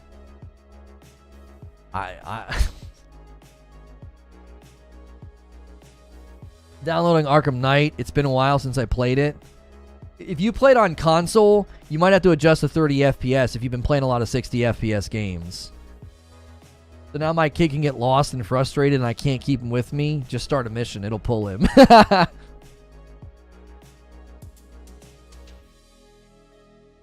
Kratos says, the most recent gameplay has a character getting hit by air and enemies fighting air. I posted it in the members chat. I went to refund mine minutes after I saw the Discord post. They deserve every bit of negative coverage. They deserve every refund. You have no right. You have no right to keep anybody's money who didn't know this. In a world where we get performance stats 5 months before a game like God of War comes out, if you're going to step out here and say, we dropped old gen, our game is $70, then you better frickin' tell people what they're getting in the game. And if you don't do it, you better expect this to happen. Because you had marching orders to mislead people. The minute the question showed up in their Discord, it was immediately deleted and the person was timed out. Why? They didn't want you to know. I want you to think about that. Internally, there was a memo about this. Hey, we can't let people know about this. If it shows up anywhere, squash it. Literally, it appeared in the Discord, and seconds later, it was deleted and the person was timed out. That was done based on internal instruction from leadership. That alone is a reason to ask for a refund.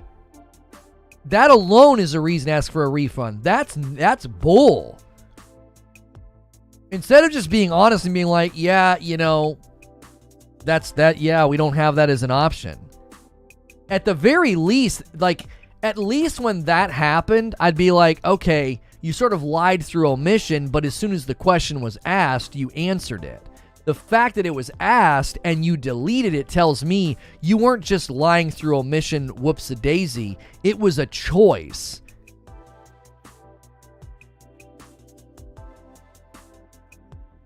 A $5 tip from Smashville. How do trailers get worse and worse over time? Also, why do they wait so long to announcement? They try to hide it by using Discord, but they didn't wait to announce this, Smashville. This wasn't even an announcement. This was because they tried to keep it quiet and the Streisand effect just took hold. The more they tried to keep it quiet, the more people wanted to know. The only point I'll defend is them timing out Paul. That part made sense to me. Everything else is BS. Yeah, but Paul didn't do anything wrong. That's Creature taking a dig at Paul. He's a community member of ours. They also removed all negative reaction emojis on the announcement in the Discord, but their mods are too dumb to disable the reactions completely, so people reacted again.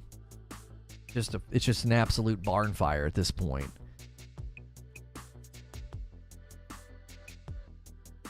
What a disgrace. That's why I keep going back and mentioning the fact that they did that in their Discord. That's getting lost in the dialogue. It's not been officially announced through any of their channels. It hasn't been. It was announced in a Discord, and it got screenshotted.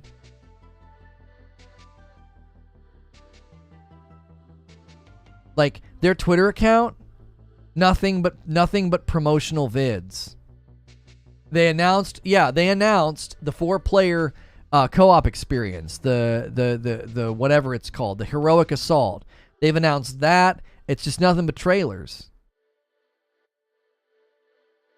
And then they got their system requirements for PC, 60 FPS at 1080 lowest settings, an Intel Core i5 9600 or a Ryzen 5 3600, 8 gig of RAM, a GeForce 1660. Did you hear what I just said?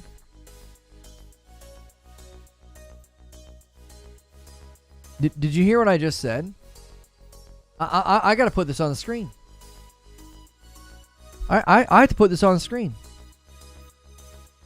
Now, let's just continue to really establish the fact that they're lying to the public. Let's just really drive this home. I want to drive the knife real deep. All right? Let's just drive the knife all the way in. You guys ready for this? They're lying to us. You can do this on PC. 60 FPS at 1080 with the lowest settings. Okay, so I'm confused. The game can go to PC and have those things turned down, and all I need is a GeForce 1660. They're liars. I look at this and just see, if I'm Columbo, this is it. Like, this is the smoking gun. How are you going to walk out in the public and say, yeah, our game can hit 60 FPS 1080 lowest settings on an absolute hobbled system with a 1660? But, yeah, but, you know, untethered co-op, you know, we can't give you that on the PlayStation 5 and the Xbox Series X, which are significantly stronger than that. How can you achieve that on that PC but not on the Series X or the PS5? Like I said, that's the smoking gun right there. That's the smoking gun. You're lying to the public. I am firmly confident they're lying to us. We don't have the full story yet. There's something else going on with this title. I'm telling you. Since the beginning, my spidey senses tingled about this game. And it's tingling as loud as it could right now. She legitimately said it's not as simple as dropping resolution. Yeah. And yet here we sit. No, it's not the Series S. You know how I like to bag on the Series S, Jay, right? I don't buy that as an excuse for a minute, because you could have literally said, we can't give that feature to the Series S, and nobody would have complained. Plenty of games right now launch and don't achieve the same level of performance and fidelity on the Series S. Microsoft's fine with that. Their own title does it with Halo.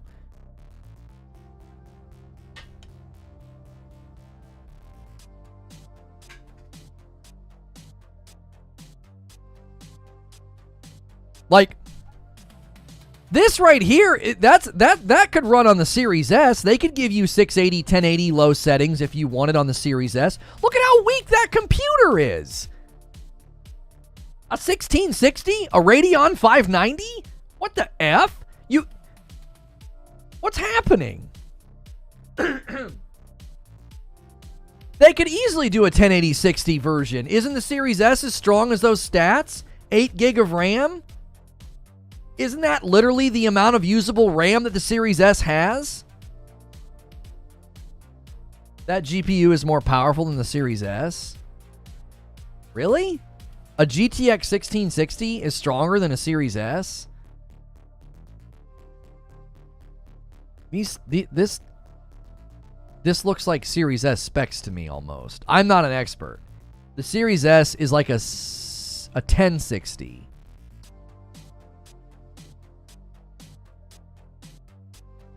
Do you have something that can back that up just in time?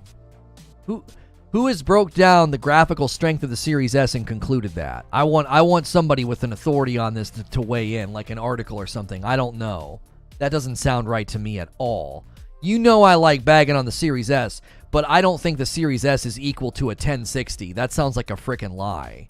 I'm not saying you're lying. I'm saying that doesn't sound true.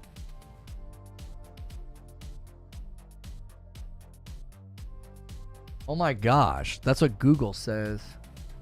The equivalent of the Xbox Series S GPU is the NVIDIA GTX 1060 with 3 GB of RAM. There's a major difference between the GPU performance of the Series S and the Series X. Of course, the Series X is a better performing of the two, although both run on AMD custom RDNA GPUs. The Series X has a vastly more powerful GPU. You're right. No, you're right, Justin Time. Butters just found it. TechEdge.com. Weighing in on the Series S GPU equivalent.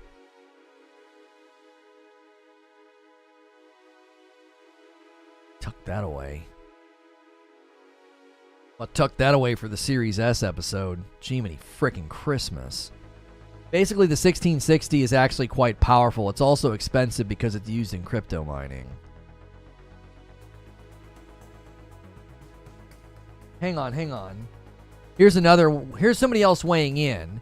The Series S GPU equivalent is the AMD Radeon 5500 or its NVIDIA counterpart, the GTX 1650 Super.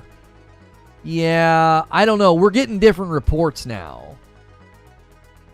Yeah, that article that you found, Butters, doesn't say the 1060. It sounds like that quick Google search is not accurate. Yeah, that report from techedge.com, the Xbox Series S GPU equivalent is the AMD Radeon RX 5500 XT or its NVIDIA counterpart, the GeForce GTX 1650 Super. This conclusion is based on the Xbox Series S performance levels in AAA PC games since its release. Yo, thank you, Lewis, for renewing your membership. I didn't call that out. I'm sorry.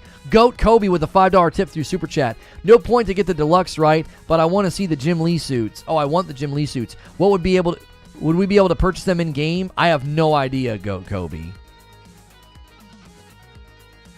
I have absolutely no idea, my friend. The 1650 is way lower than the 1660. Oh, a 1650 Super is basically a 1060.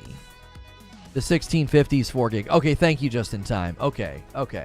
So we're saying the same thing. We're just referencing different hardware. Okay. All right. Okay, well, okay. Let's forget that for a second. Let's forget that for a second. What about the PS5 and the Series X? What about the Series X and the PS5? They're telling me right here I can get 60 FPS at 1080 on the lowest settings. All I need is a GTX 1660, right? I need a system that's more powerful than a Series S, okay? So they outperform the 2070. The PS video card has 16 gig of RAM. I just heard about the 30 FPS yesterday, was bummed out. Good to see you, James. So was I. As someone who works in PC part specs are close, but you also have to remember that consoles have less overhead because they don't have Windows. Yeah, here's a report that the PS5 GPU outperforms a GeForce 2070 Super. So I'm supposed to look at this and conclude that a GTX 1660 can run the game 60 FPS 1080 on the lowest settings, and something that's stronger than the 2070, you can't give me a 60 FPS version? It's close to the 2080? What the frick?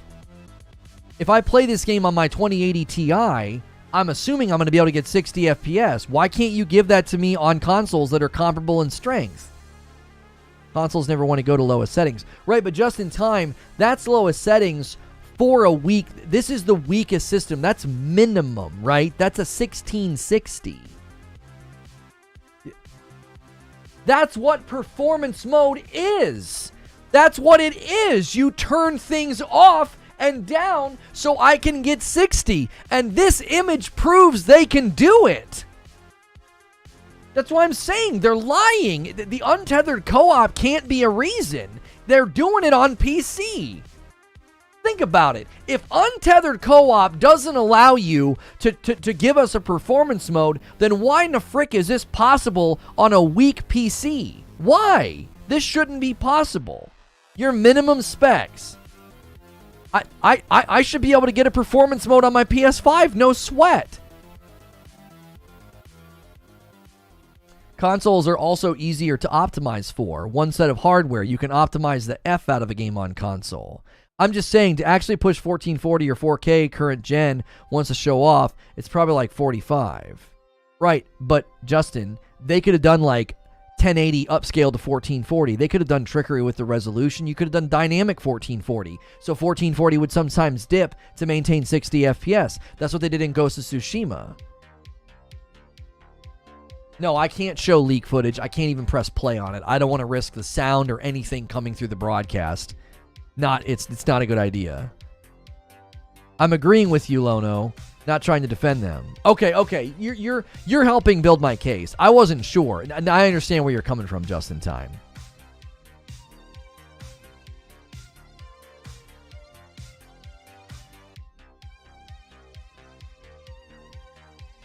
Some random guy made a gameplay video with nothing wrong in it, but someone said this looks 60 FPS in the comments, and his video got claimed. I also asked a mod, and he said it was leaked. Well, yeah, you can't post leaked gameplay. There's leaked gameplay coming out that's getting claimed. They have every right to do that. That's not a sign of dishonesty. Every company does that. That's totally legitimate and normal to strike down leaked gameplay. That's fine. I support that. They're allowed to do that. Untethered co-op is much more CPU intensive.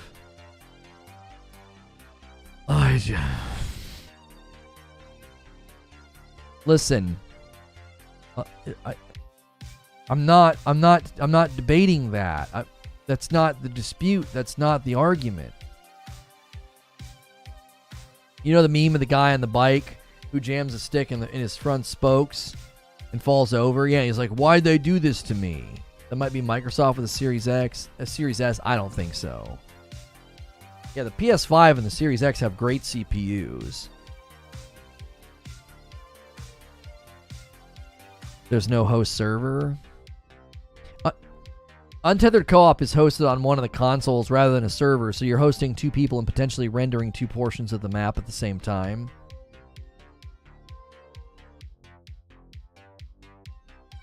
That's not how that works, bro. That's not how that works. Like, so there's plenty. I can't believe I'm doing this. I'm going to do it. There's plenty of games that do peer-to-peer, homie, and the host is not rendering what the other person is doing. Do you have any idea how ridiculous that claim is? Do you have any idea how many games aren't possible if that's true? It is how it works. They don't have servers. The consoles are hosting.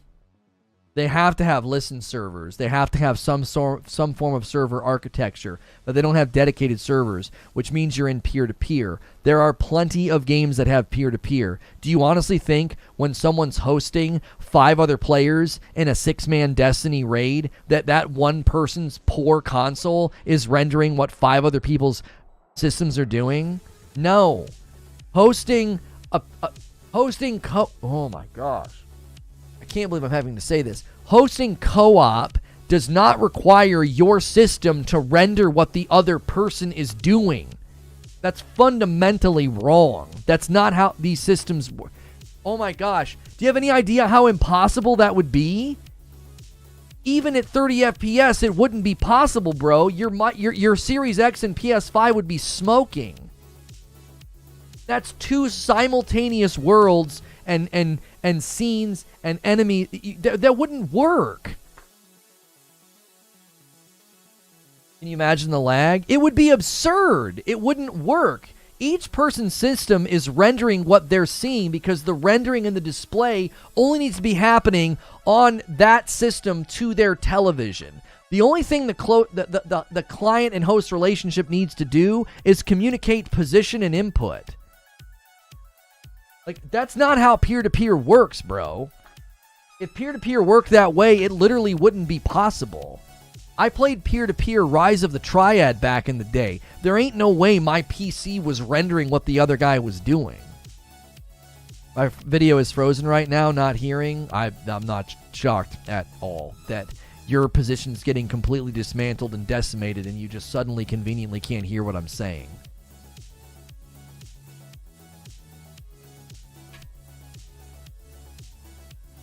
I said that earlier. Why are they rendering the whole world render what each person is playing at? Rise of the Triad? Yeah, that's old school. I understand that the company is right if it had elite gameplay, but the video was old footage. He replied, however, yeah, it's 60 FPS on PS5, and I DM'd a mod on trustworthiness.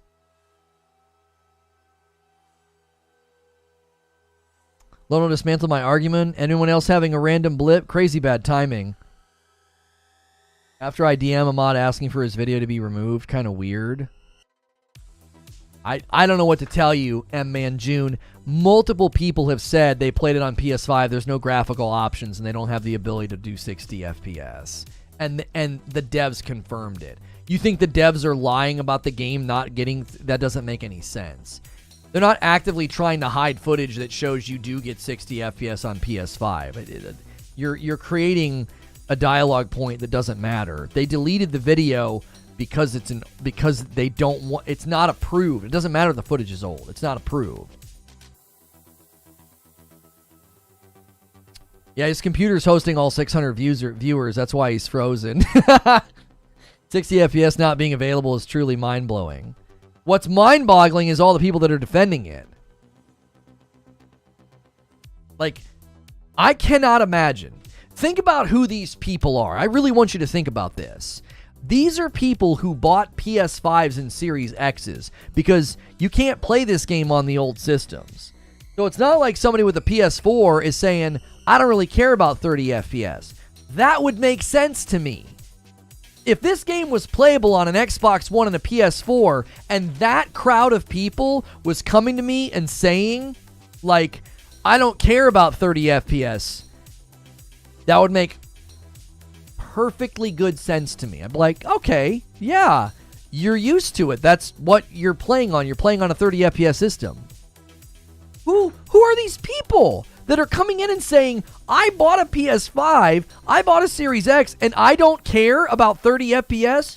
What?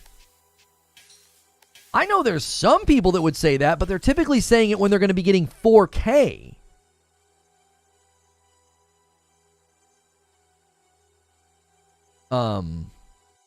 I'd love that. Sorry, Andrew's texting me. Oh, I'm supposed to be promoting this week. I just realized. So, as we approach November, you know, people like to say, remember the 5th of November. Well, I'm going to need you to remember the 5th of November, because that is when my podcast with Andrew Schwab officially launches. If you want to jump in line and become a supporter as soon as possible, you can go to ceasefirepodcast.com. We'll be promoting that for the next couple of weeks. We will be promoting, we're officially pushing out episode 1 on November the 5th. So we'll be periodically talking about that. It has nothing to do with Reforge Gaming. It is a completely separate side project, and we're going to ask that you guys support it through Patreon, because it'll mess up your algorithm. We're going to be getting into subjects that you don't want to watch on YouTube if you use YouTube for gaming. So you're going to want to support the podcast through Patreon, and that's where ceasefirepodcast.com will take you. Yeah, the Rocksteady dev called the Series S a potato while defending Gotham Knights. I'm telling you, that should be concerning. Do you want to know why all his tweets are gone? Do you want to know why he went totally private? Because Microsoft ain't messing around. I'm telling you right now, a lot of these devs and companies are muzzled, and they can't talk about the Series S. They can't talk about it. What kind of podcast is this? It's going to be cultural commentary. Going to get into, like, it's basically the theme. The theme of the podcast is destroying the divide, getting rid of the divide in culture and the polarized state of things. That's why it's called Ceasefire. So it's Ceasefire Podcast, Destroying the Divide. That's the subtitle, I guess, or subtext message. Yeah. You can find us on You can find us on any podcast platform right now. But if you want to get the extra content, you will have to listen on Patreon. until we can set up memberships and monetization on YouTube and and Anchor, we're not going to be able to do the pricing structures anywhere else but Patreon. There'll always be 3 parts to an episode: the flyover, the trenches, and the debrief. So, yo, what's good, Rivs?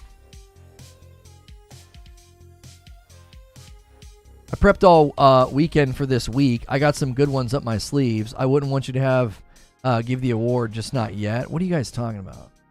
Oh, wait, I missed East Coast tip. Hang on. East Coast Overlord with a $10 tip. After looking at the minimum specs are on PC, PS5 not hitting 60 doesn't make sense, even in co-op. If you were to bring this to me IRL, I'd think you were lying. Someone effed up something. Thank you for the $10 tip through Super Chat. Yeah, it'll be a weekly podcast, Minch Tree, yes, and it will not be live. Yeah, we'll probably do something with Vanessa at some point. Remember that day we predicted, the day where a dev says, screw the Xbox platform because we can't make this game run on the S? It's coming, and seemingly sooner than we thought. The fact that that guy walked out into the public and said that about the Series S, and then he goes private, all of his tweets disappear, yeah, there's a reason that he frickin' said that, because devs right now think it, but nobody's saying it, because they don't want to disrupt their relationship with Microsoft. Right now, as a developer, you don't want to upset Daddy Microsoft. So everybody's being quiet about it. It's only a matter of time before somebody actually comes out and says, listen, nobody's gonna talk about this, but these are the facts.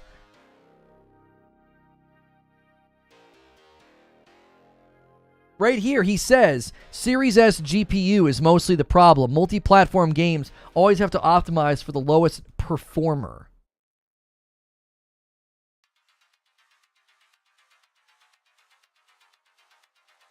Like, he literally says the current gen consoles are not that much better than last gen. And I was like, I took issue with what he said. I'm like, what the frick? And then he qualifies his statement and he says, I'm talking about the Series S.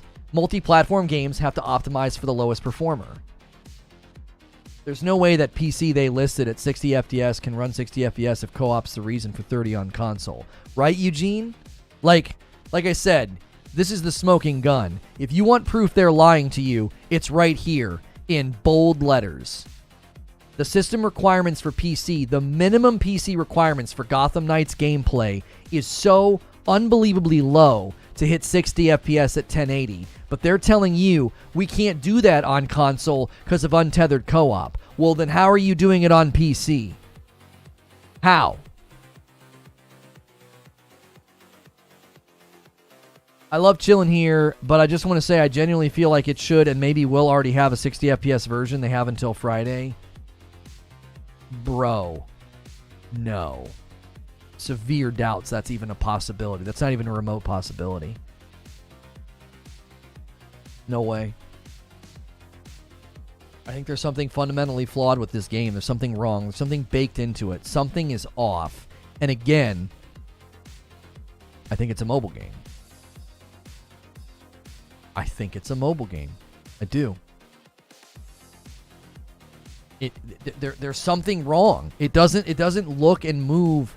It feels like a cobbled together project. Like there's so many things about this that just it's been making my spidey sense go off since we noticed those rigid pivots in the player movement. My spidey sense has been tingling for a while. Like, and now this is how they treat the public. This is how they treat information. No, there is something afoot here, and we have not yet begun to see the full results of it. We're just now seeing the beginnings of the fire. I don't think we've seen the full scope of what's going on yet. We haven't. I'm telling you, we haven't.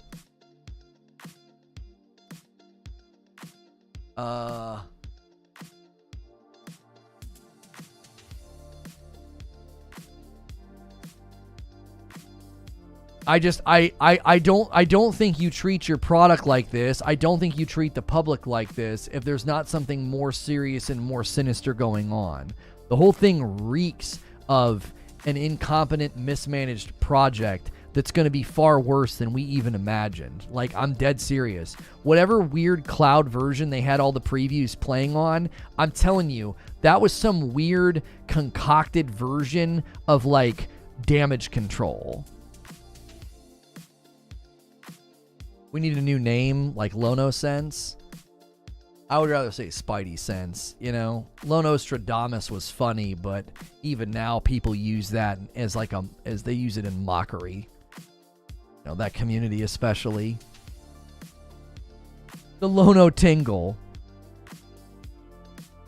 How mad would you be if you dropped 60 on this and then sometime down the line an insider leaked out that it was originally designed for mobile? But you can't drop 60 on this. It's a $70 game. Do you think the guy removed the Series S comment because he's blatantly wrong about why Gotham Knights is only 30 FPS? Silent Warrior. I don't think he's right, but I think what he said is indicative of what many developers think about the Series S. That's more telling. Why didn't the YouTube previews mention this? Because they were all playing a cloud version on PC, brother. None of them had it natively installed on a console. Oh, it's 60 on PC. I'm sorry. You're right. You can't get it for 60. I'm sorry.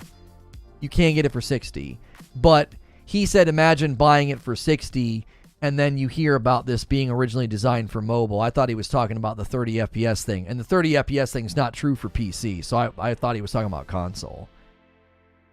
You don't see a world where they developed this for the Series S and didn't upgrade the X and the PS5? So I'm supposed to believe, Robert, they designed it for the S and somehow pulled off a magic trick of 4K and ray tracing and 60 FPS on PC?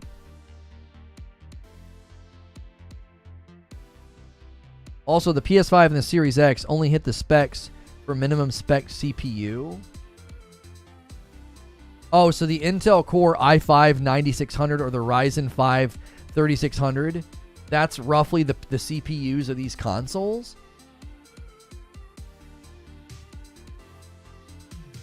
They weren't given a chance to preview this game.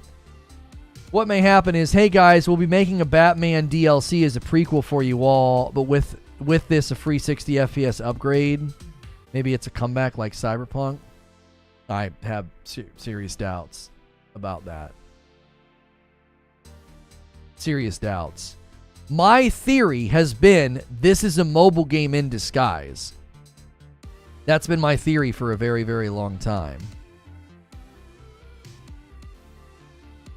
My theory, based on everything we've seen, has consistently been this game is a mobile game in disguise.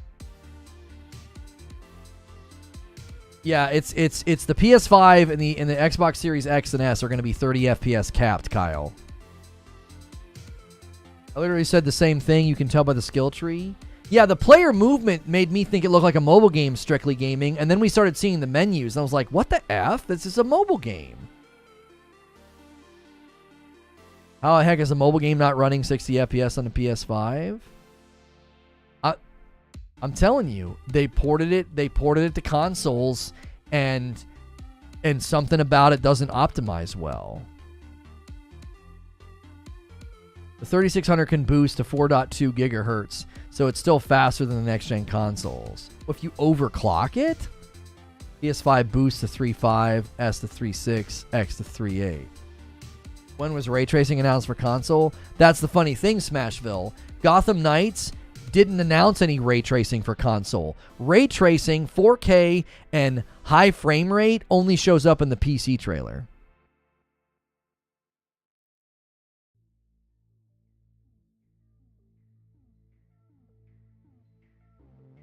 There is no formal announcement. There are literal articles right now.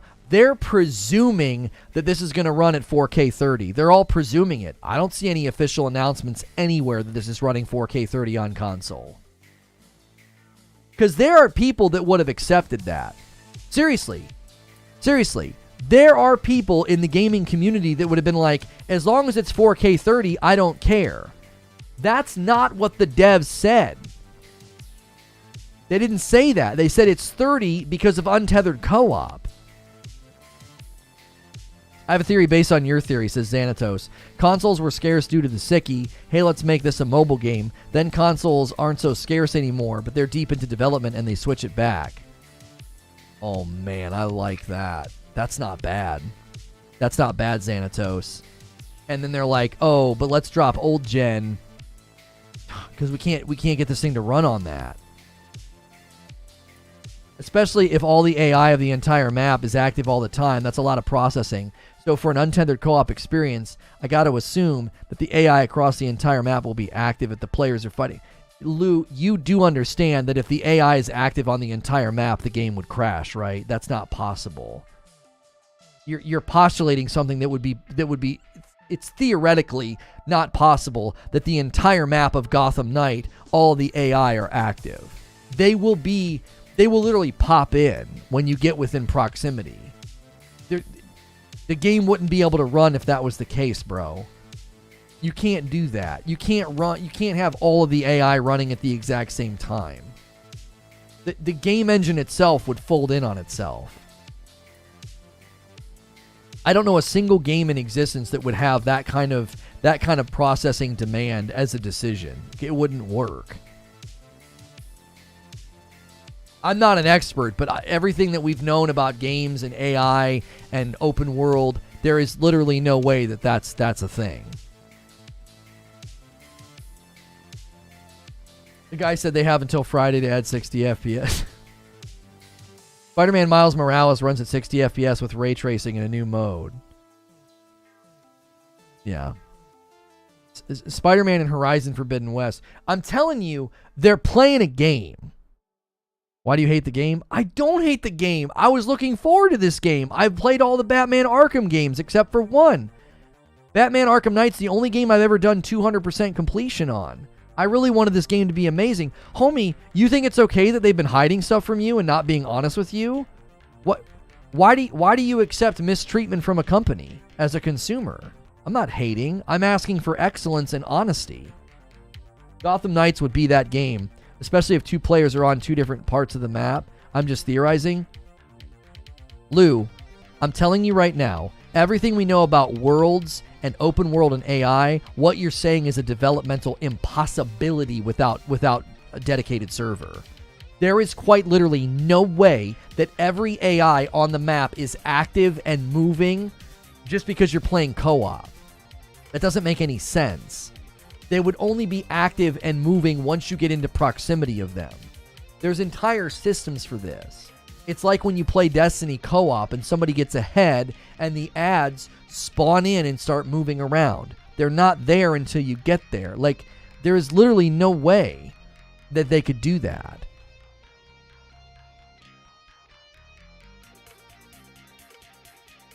Yes, you do. It's Pite hate here for nothing. If you're going to summarize my coverage this morning as just hate and that I hate the game, you lack the base level of intelligence to enjoy my content. You should probably go watch videos of goats falling down stairs or something. I'm at a level that you can't grapple with. You're beneath. You're too short to get on this ride. Sorry. I've not hated on the game at all this morning. I've directed most of my ire and frustration at the developers and the company and how they've handled the information and how they've misled the public. If you've watched even for a minute of time this morning and you think that I'm hating on the game, you're not tall enough to ride this ride.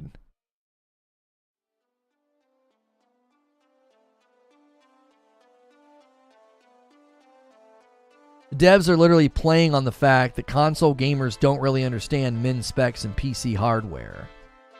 Co-op has nothing to do with the single-player story mode. Why is that still running at 30? Keep capping. Toby, preach. Preach. Why on earth can I not just play this game performance mode the way that the people on PC can play it and not do co-op? Now, obviously, I'd be pretty upset if the minute you turn on co-op, it goes 30 FPS. Because my only hope of enjoying this game was playing it co-op with my wife. The more I watched the gameplay footage, the more disappointed I was. I was like, this game just looks really rough. Guy says, you don't know. Yeah, neither do you. You played games for 25 years? Yeah, well, go play a game that teaches you how to spell and think correctly, because you missed that video game. If co-op is the reason, then it should only be dropping in co-op. Right. That's the only place it should be happening. And even then, that'd be pretty disappointing, but then at least I would be able to play it single player and not deal with that. Don't be dogging my goat vids. Lono says it's an impossibility for AI to be active across the map. I don't think it is, and I think that's what the game is attempting. Active NPC at different parts of the map. Lou, find me. You are driving a frivolous narrative, dude. They didn't say that. They would have said that. There is literally no way the game would even be able to run if all of the AI was active all the time, Lou. Have you ever watched anybody break down the performance issues of the Matrix demo? One of the reasons that thing runs really bad in a lot of spots is because all the AI is active. And that's not something that games do because it's absolutely destructive to performance.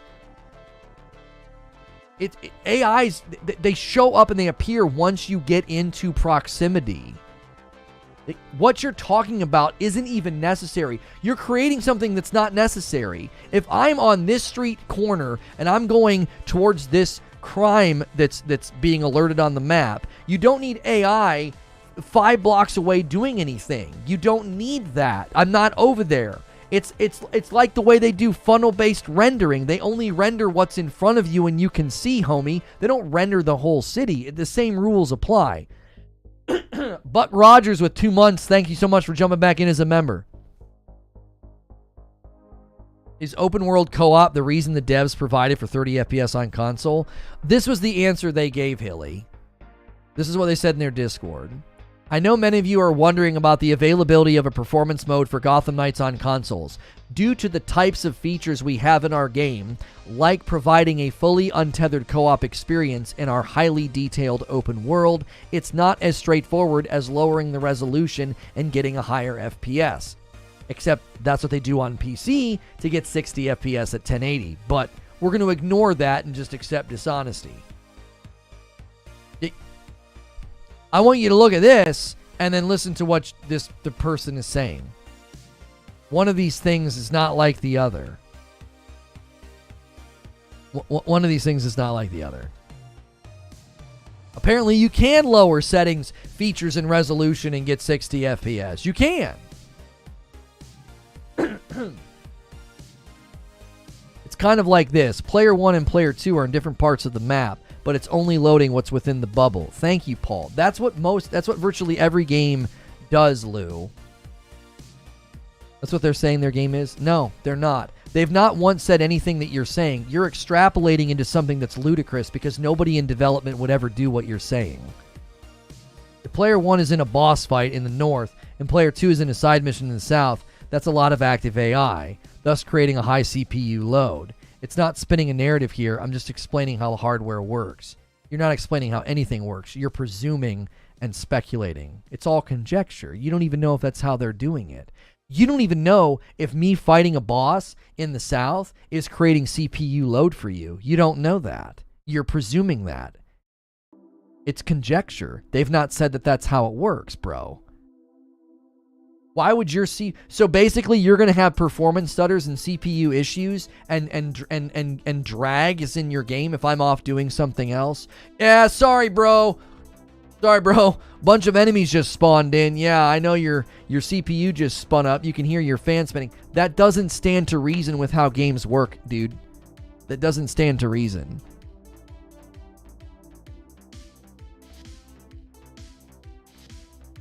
I watched a YouTuber defend the spec by talking about how expensive the game was already, especially rendering fire. So fire was more important than our overall gameplay. Listen, I'm not going to name anybody specifically, but the YouTubers who are going out and they're going to war for this game defending this, they are reaching. They are 100% reaching to the top shelf at the copium store. They're like, I'm going to reach all the way up here and guzzle this. It's totally okay for the company to be dishonest and to try to hide things and not be honest with the public. And in the midst of a company lying to the public and being dishonest, you're going to go out and use your platform to defend them? You suspect. You suspect. I wouldn't trust anybody doing that. I wouldn't. I'd be like, you just lost a lot of trust from me, my friend. What are you doing? What are you doing? It's way better to be honest, admit the disappointment, call a spade, talk about the dishonesty, the deleted questions, the timeouts, the marching orders internally to hide this. Talk about that. Stop trying to defend this. You suspect.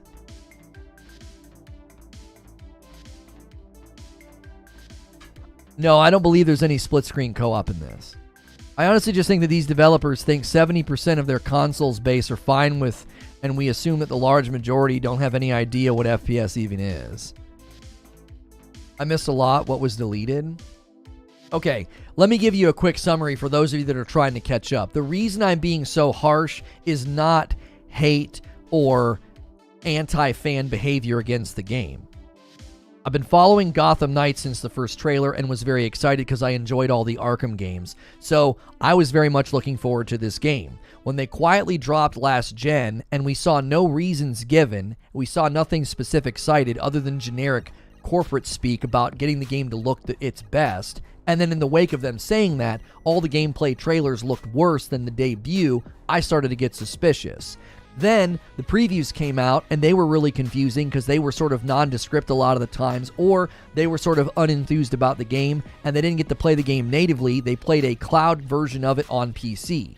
Then somebody goes on a forum somewhere and says that they played it on PS5 and can confirm there's no performance options in the game, which drove people to the WB Discord to ask, will there be a 60 FPS option? That comment was deleted and that person was timed out, which means they had internal marching orders to shut that inquiry down. Don't let people ask about 60 FPS. Don't let people know that there is no 60 FPS or performance mode on console. Their directions were to keep it quiet. And the only reason that they said anything was because it was blowing up in their face. The Barbra Streisand effect was in effect. You can't quiet something. The more you try to keep it quiet, the more people draw attention to it. So they quietly announced it in their Discord. They have, from very early on, been very dishonest with the public about this game. Anybody defending this game, or the devs, or the companies, they are suspect. You shouldn't trust them. They're in the same camp. I'm not beholden to any dev or any publisher. I'm not. I don't care if I don't get early access, perks, or previews. I'd rather have integrity and honesty about the gaming world than feel like I've got to play nice and say nice things and defend companies so I can get my early access. Frick your early access. I want to report honestly.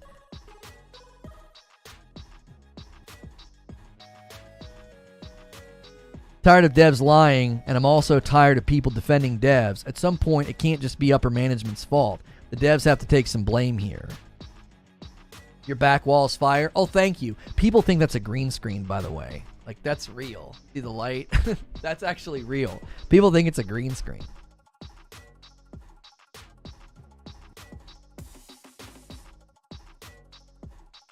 How many young people wonder who Barbra Streisand is and why she has an effect?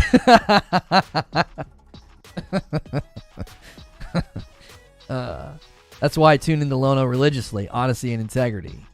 Listen. I took it on the chin. I went out there with my coverage of this game, and I was negative, and I knew I was going to get hate. I knew I was going to get ridicule. I've done the same thing with the Dead Space remake, right? I'm not going to do puff pieces. I won't. I've even avoided puff pieces about Ragnarok. I'm like, there's nothing there that's a puff piece, right? I love Ragnarok. I love covering it. I'm looking forward to it. But I've skipped over probably 2 or 3 stories about Ragnarok because they felt like puff pieces. I'm like, I don't want to do a puff piece. Everybody knows I'm excited about the game and can't wait to play it. The last thing I want to do is riddle my channel with puff pieces. Like, look at our Ragnarok coverage. Look at our God of War Ragnarok playlist. It's been very spread out because most of what we've been getting is puff pieces. The closest thing I came to a puff piece was when the pre-install date and the speculated embargo date hit, and I was like, that shows a lot of confidence in the game. I thought that was good theory crafting mixed with puff piece. That's the closest I've come to a puff piece on Ragnarok. Imagine launching a next-gen game with one option only and it's 30 FPS. Imagine doing that in 2022. Yeah, imagine doing that, Hilly, for $70 after quietly dropping old gen 2 years into the game's marketing cycle. Could you cover the Bayonetta drama? I don't even know what the Bayonetta drama is. Yeah, Black Myth Wukong looks dope, but I've got concerns about that game as well. Size of team, bandwidth.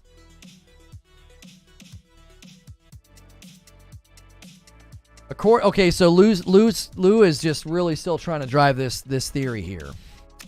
Once that happens, however, things going to get more complicated. According to IGN, co-op is completely untethered. Yeah, I read this earlier in the story, so you're not putting anything new in the narrative. It means that when a guest player joins the host world, they can explore the host world without ever having to interact with the host. Yep, it doesn't substantiate your claim. Again, you're arguing pure speculation and conjecture.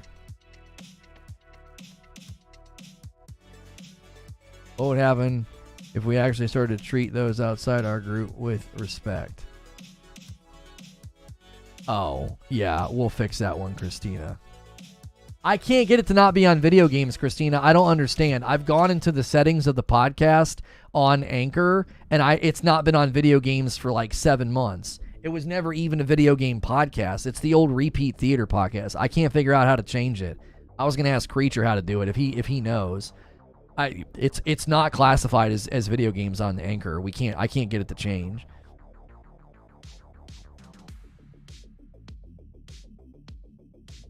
How does this not substantiate my claim that AI across the map will be active if players are doing things different parts of the map? Lou, because there are other games right now you can play co-op in large spaces, and they don't do that. We have examples of peer-to-peer co-op in the market right now, and they don't do what you're saying because it would be absolutely destructive to the game world's engine. It would be absurd. You're arguing that developers would quite literally throw away performance power and bandwidth and resources so that AI 10 blocks away is active. That's not how it works. Look at The Division as a perfectly good example for what you're talking about. It's demonstrable in the market right now. Open world, big giant game with co-op, and the AI is not all active at the same time. The game's engine would implode, bro. You get to certain spots, and the AI pops in. Sometimes you can actually see them pop in, bro. Yeah, GTA 5. There are games right now that demonstrate what you're saying is ludicrous, bro. No games aren't doing that.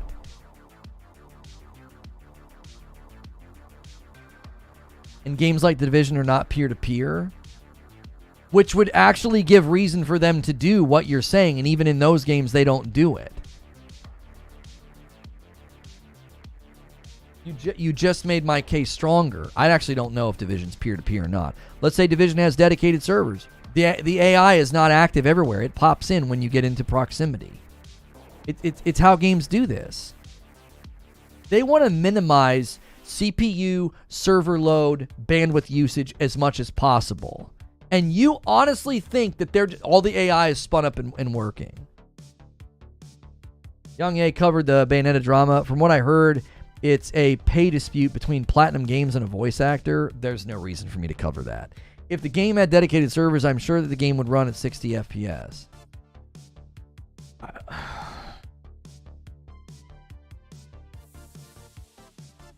Yeah, there are pop-ins on single-player games which is less demanding than multiplayer. What you're arguing is logically defunct, because right now, when I'm playing by myself in an open-world game, Lou, I can go anywhere I want, and the AI is not active until I get there. Why does a second person in the game require the AI to be active everywhere at all times? You haven't substantiated that. It's not logically connected.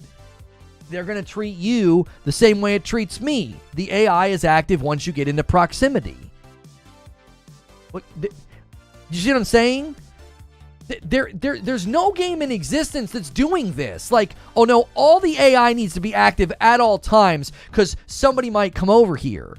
Nobody's doing that. Whether it's you or you and two other people, you and another other person playing.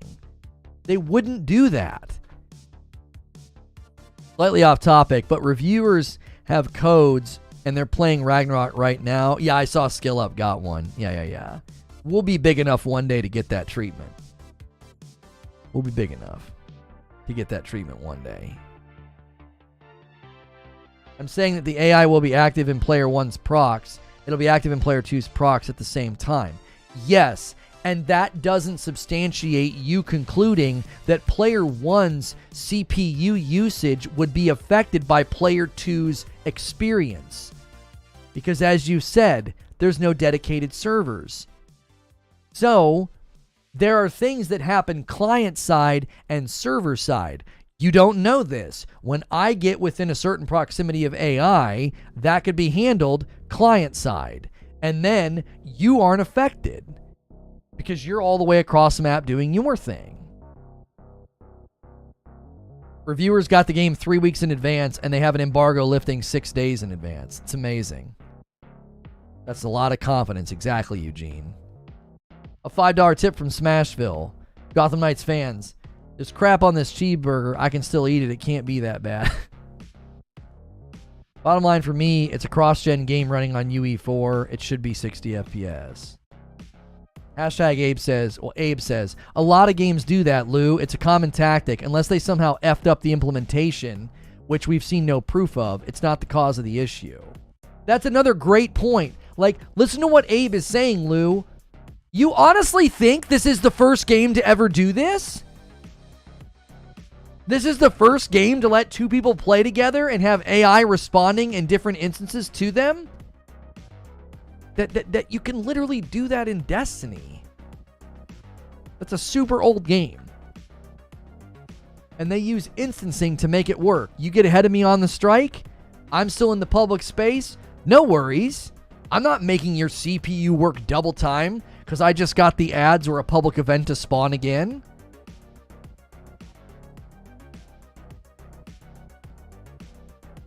Saints Row just did it. If it's UE4 and runs at 30, why not sell on last gen? Doesn't make any sense.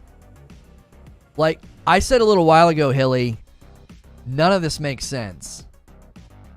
None of it makes any sense. Destiny's on dedicated servers? No, it's not. Destiny's peer-to-peer. Again, you're showing that you're not tuned. Man, I like you, bro, but you're not tuned in.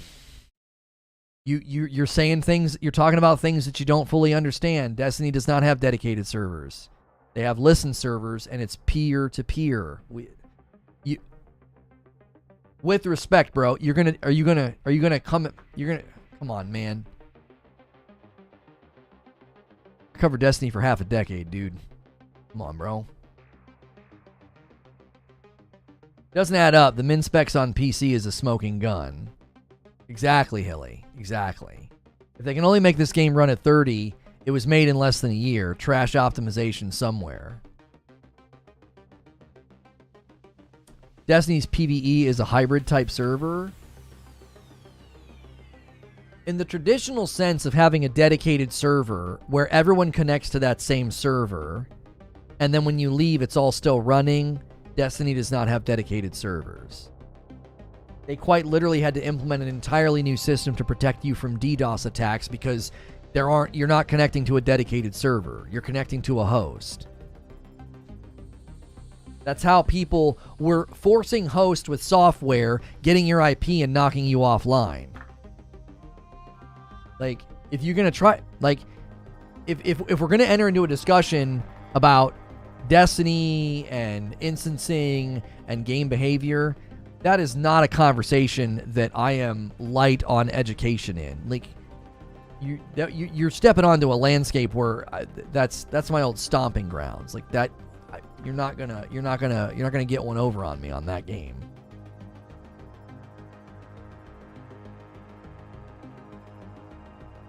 I'm convinced that this game was built for mobile, and they tried to bring it to console and PC, and for whatever reason, they had an easier time porting it to PC. That's my going theory. Only reason I'm still hyped for this is because it'll be interesting in some lesser-known stories, Red Hood backstory, Court of Owls, and Tim Drake. You know what's funny, M-Man, is that all the previews said the same thing. They said the most enjoyable parts were the story and the characters. Mobile runs at 60, though. Well, some mobile games run at 60, sure.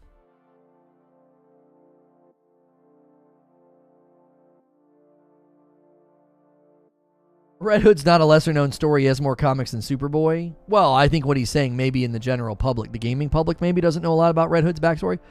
Excuse me, that's maybe what he means. Like comic book fans that are well versed aren't the same group of people that play video games. It's a Venn diagram. There's overlap, but more than likely, I bet you if you polled a lot of people in the gaming world, they wouldn't have a clue. The thing I keep thinking about the bugs where damage scales with frame rate that happens from time to time, my gut says they locked 30 because things fall apart with a variable refresh rate. Like, I feel like they're just I think they're just incompetent, says Zubair. I don't know if it's incompetence. In all the years I've covered games, when this sort of thing happens, it's a deeper level problem. It's a deeper level problem. It's not just, oh, they don't know what they're doing. To me, it's like engine level. It's an engine level problem. Like, I don't think this amount of people were like, oh, we just can't figure it out, man. It's an engine level constraint. You are so talky. That's the endorsement I want to hear for a talk show that I do Monday through Friday.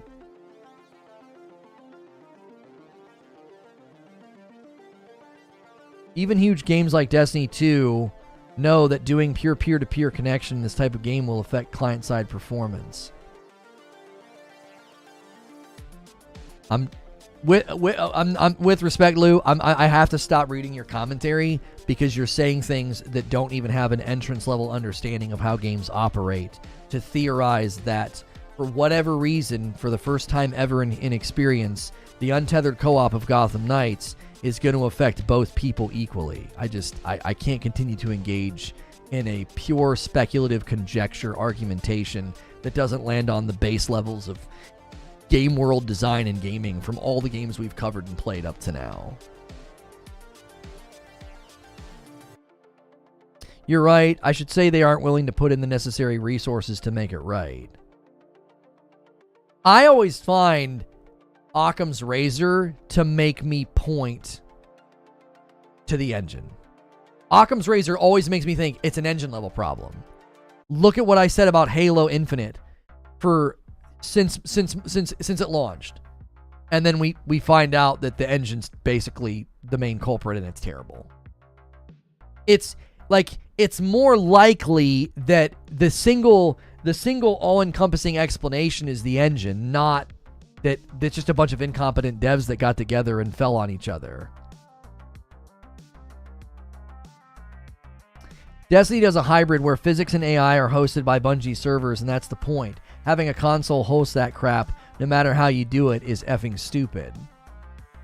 Right, if you're acting like it's some revolutionary decision and that's why we're getting 30 FPS, they're doing something that other games have done and failing miserably at it. Do you know what I'm saying? Like, if you're trying to argue that, well, we're getting 30 FPS because they're doing something that's never been done before, untethered co-op, which when you actually look at the details of it, it's not really untethered co-op, but that's beside the point. When you actually look at the details of it and how it operates, other games are doing this, and that's not how they're approaching it, which maybe gives some credence to Zubair's point that they're incompetent. Let's do untethered co-op. And they do it in a peer-to-peer environment, and it's so taxing that you have to give people old gen performance to pull it off. Just wait. I bet you this game doesn't even hit 4K on next gen. I bet you it doesn't even hit 4K on next gen. The game is in development hell, says Corey, and the devs are literally releasing what they have to get ROI. It's Cyberpunk and Halo Infinite all over again. Kind of feels that way. It kind of feels that way. It really, really does. Gotham Knights, it's untethered free roam co-op. It's not even locked at 30. Frames apparently drop below 25. Yeah, it's capped at 30 and can't even hold it. Imagine buying a PS5 and not even being able to get a solid 30 FPS. It's just inexcusable, man. It's absolutely inexcusable. Creature, that wasn't a gamer article.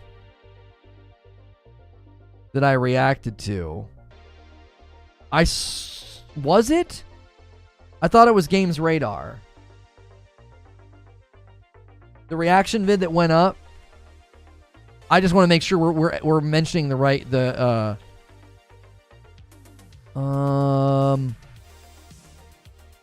yeah, I'm sorry, it's Game Rant. It's Game Rant.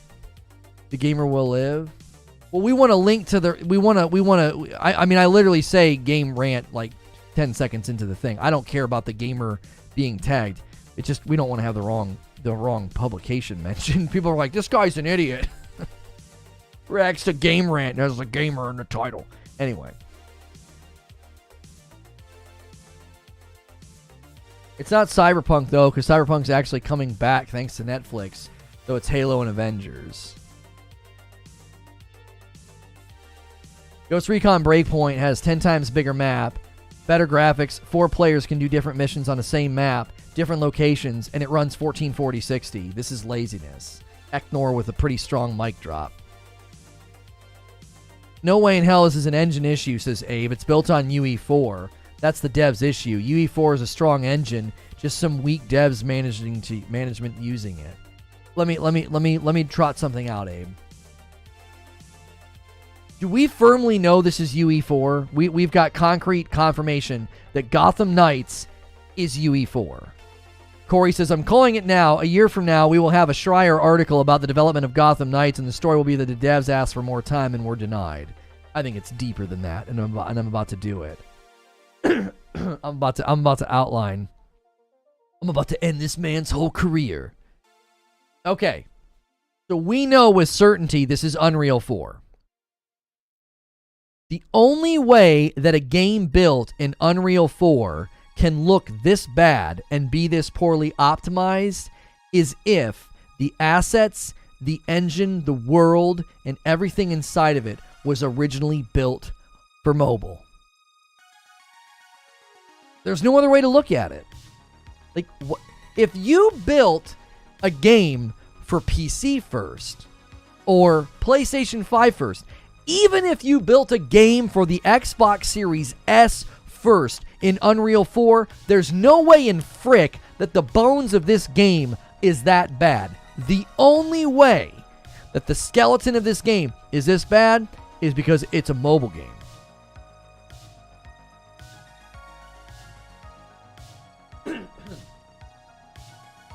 There's no way. Exactly. The blame has to be on the dev and the management. So many games making amazing games in UE4. So Abe, hear me out. My theory that it's an engine level problem is still intact. I'm not saying it's an Unreal 4 engine problem. It's a game engine problem. They used Unreal 4, but they're still building a game engine with the world and assets and rules. Whatever they built, that core, that's the problem. It's not Unreal 4, it's what they built within Unreal 4. Do you understand what I'm saying? Like, I wasn't saying this is an Unreal Engine problem. I was saying whatever they built is jacked up. It's baked into the crust. Something's wrong. These character animations make no sense in Unreal 4. The player movement makes no sense in Unreal 4. None of it makes any sense. Whatever they built, it wasn't built for console. I'm telling you right now. It's a mobile game, and it always has been. A 5 spot from 1984. I want people to remember this. The Damian Wayne game was sacrificed for this garbage. Is it possible that it was set for PS4 and Xbox Ones, and then the PS5 was annoyed and they got lazy? Huh? Oh, I was understanding as UE4 being the issue. No. I would never blame Unreal 4. I wouldn't do that. Unreal 4 has too many good games in the market.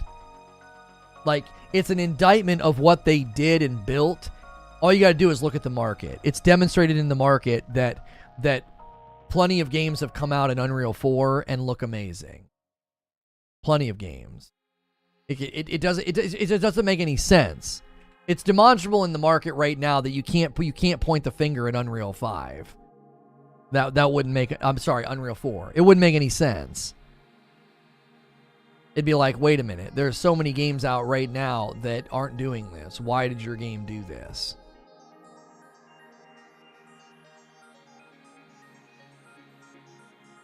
Hang on, I just wanted to check something. A lot of you guys found the stream today through YouTube search. We got really good treatment on YouTube search suggest, and I may have been on your homepage. If I was in any of those locations, and this was the first time you watched one of my streams, I really appreciate you hanging out with us. We do multiple shows a day, and I keep it safe for work. Even if you've been disagreeing with me, or you think I've been too harsh, we welcome disagreement. All you need to do is hit subscribe to talk in my chat and be a part of what we're doing here. Consider becoming a member. It's $5 a month. It supports the channel directly. And every day, we end our day with a members-only talk show, and you would get access to that. So $5 is, you know, the cup of coffee, but then the entire month you have access to my members-only Discord and my members-only talk shows at the end of every day. I'm going to take a very, very brief break, but we are not done. We've got more to talk about. We're even going to be taking a look at the games coming to Steam this week in a new segment that we're trying out. So don't go anywhere. Smash that like button, hit subscribe, consider becoming a member. I will be right back. One of the reasons that we don't run advertisements during the live show is it's super disruptive and it drives people away. We live off of coffee orders and memberships. Those are the two most direct ways to support what we do. Don't forget, we are kickstarting a Lego channel. You can use the wishlist command and send Lego sets to me. It's kind of a combination effort of kickstarting a hobby channel as well as things for my birthday. So, appreciate the insane support and everybody who's already done that. And if you got a gifted member today, check out the members-only Discord as well as all of our extra content. My wife and I play games every Friday night, too. It's not just the talk shows every day for members. So check out all those past broadcasts. We've been having a lot of fun. Don't go anywhere. I'll be right back.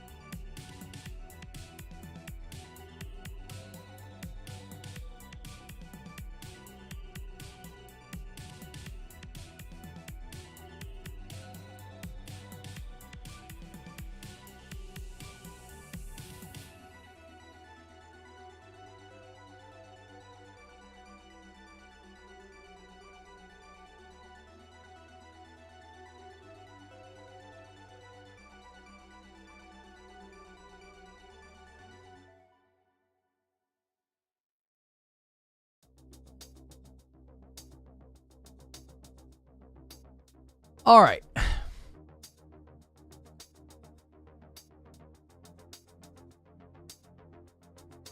Jiminy Christmas. All right. Let me pull open the Steam database tool. we are going to be trying something new, and we hope that you guys like it. If you guys have any suggestions for this segment, or if during the segment you guys want to add, feel free to do that. We are going to do our second show being What's New on Steam. It's a great way for you to get a glimpse at all the games coming, sometimes find those new games that are lesser known. What's new on Steam? There's always games coming out, multiple games a day. We will not be looking at, obviously, any of the adult games on Steam. That's not something that we're, going to put into our coverage. But we have enjoyed periodically doing like press coverage of conferences and stuff, and it always tends to be really enjoyable. So we thought, okay, let's try something new.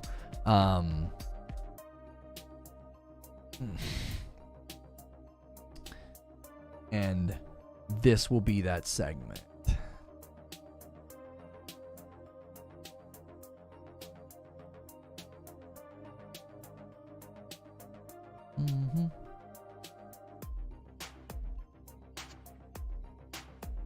Okay. That. Oh, also, keep in mind, if redirects traditionally don't work that well for you, then be sure to use the link that I'm going to put in chat instead. Don't rely on redirect if it's not going to work for you, okay? Yo, Mithrax with 14 months, and it's a tier 2. Your coffee tastes really good as a cold brew. Thank you for that endorsement. Coffee fans, take note. Reforge Roast is excellent. The balanced acidity makes it very versatile, and we appreciate people supporting it. All right. I'm going to put a link in chat. Be sure to use that link if redirect traditionally does not do a good job for you.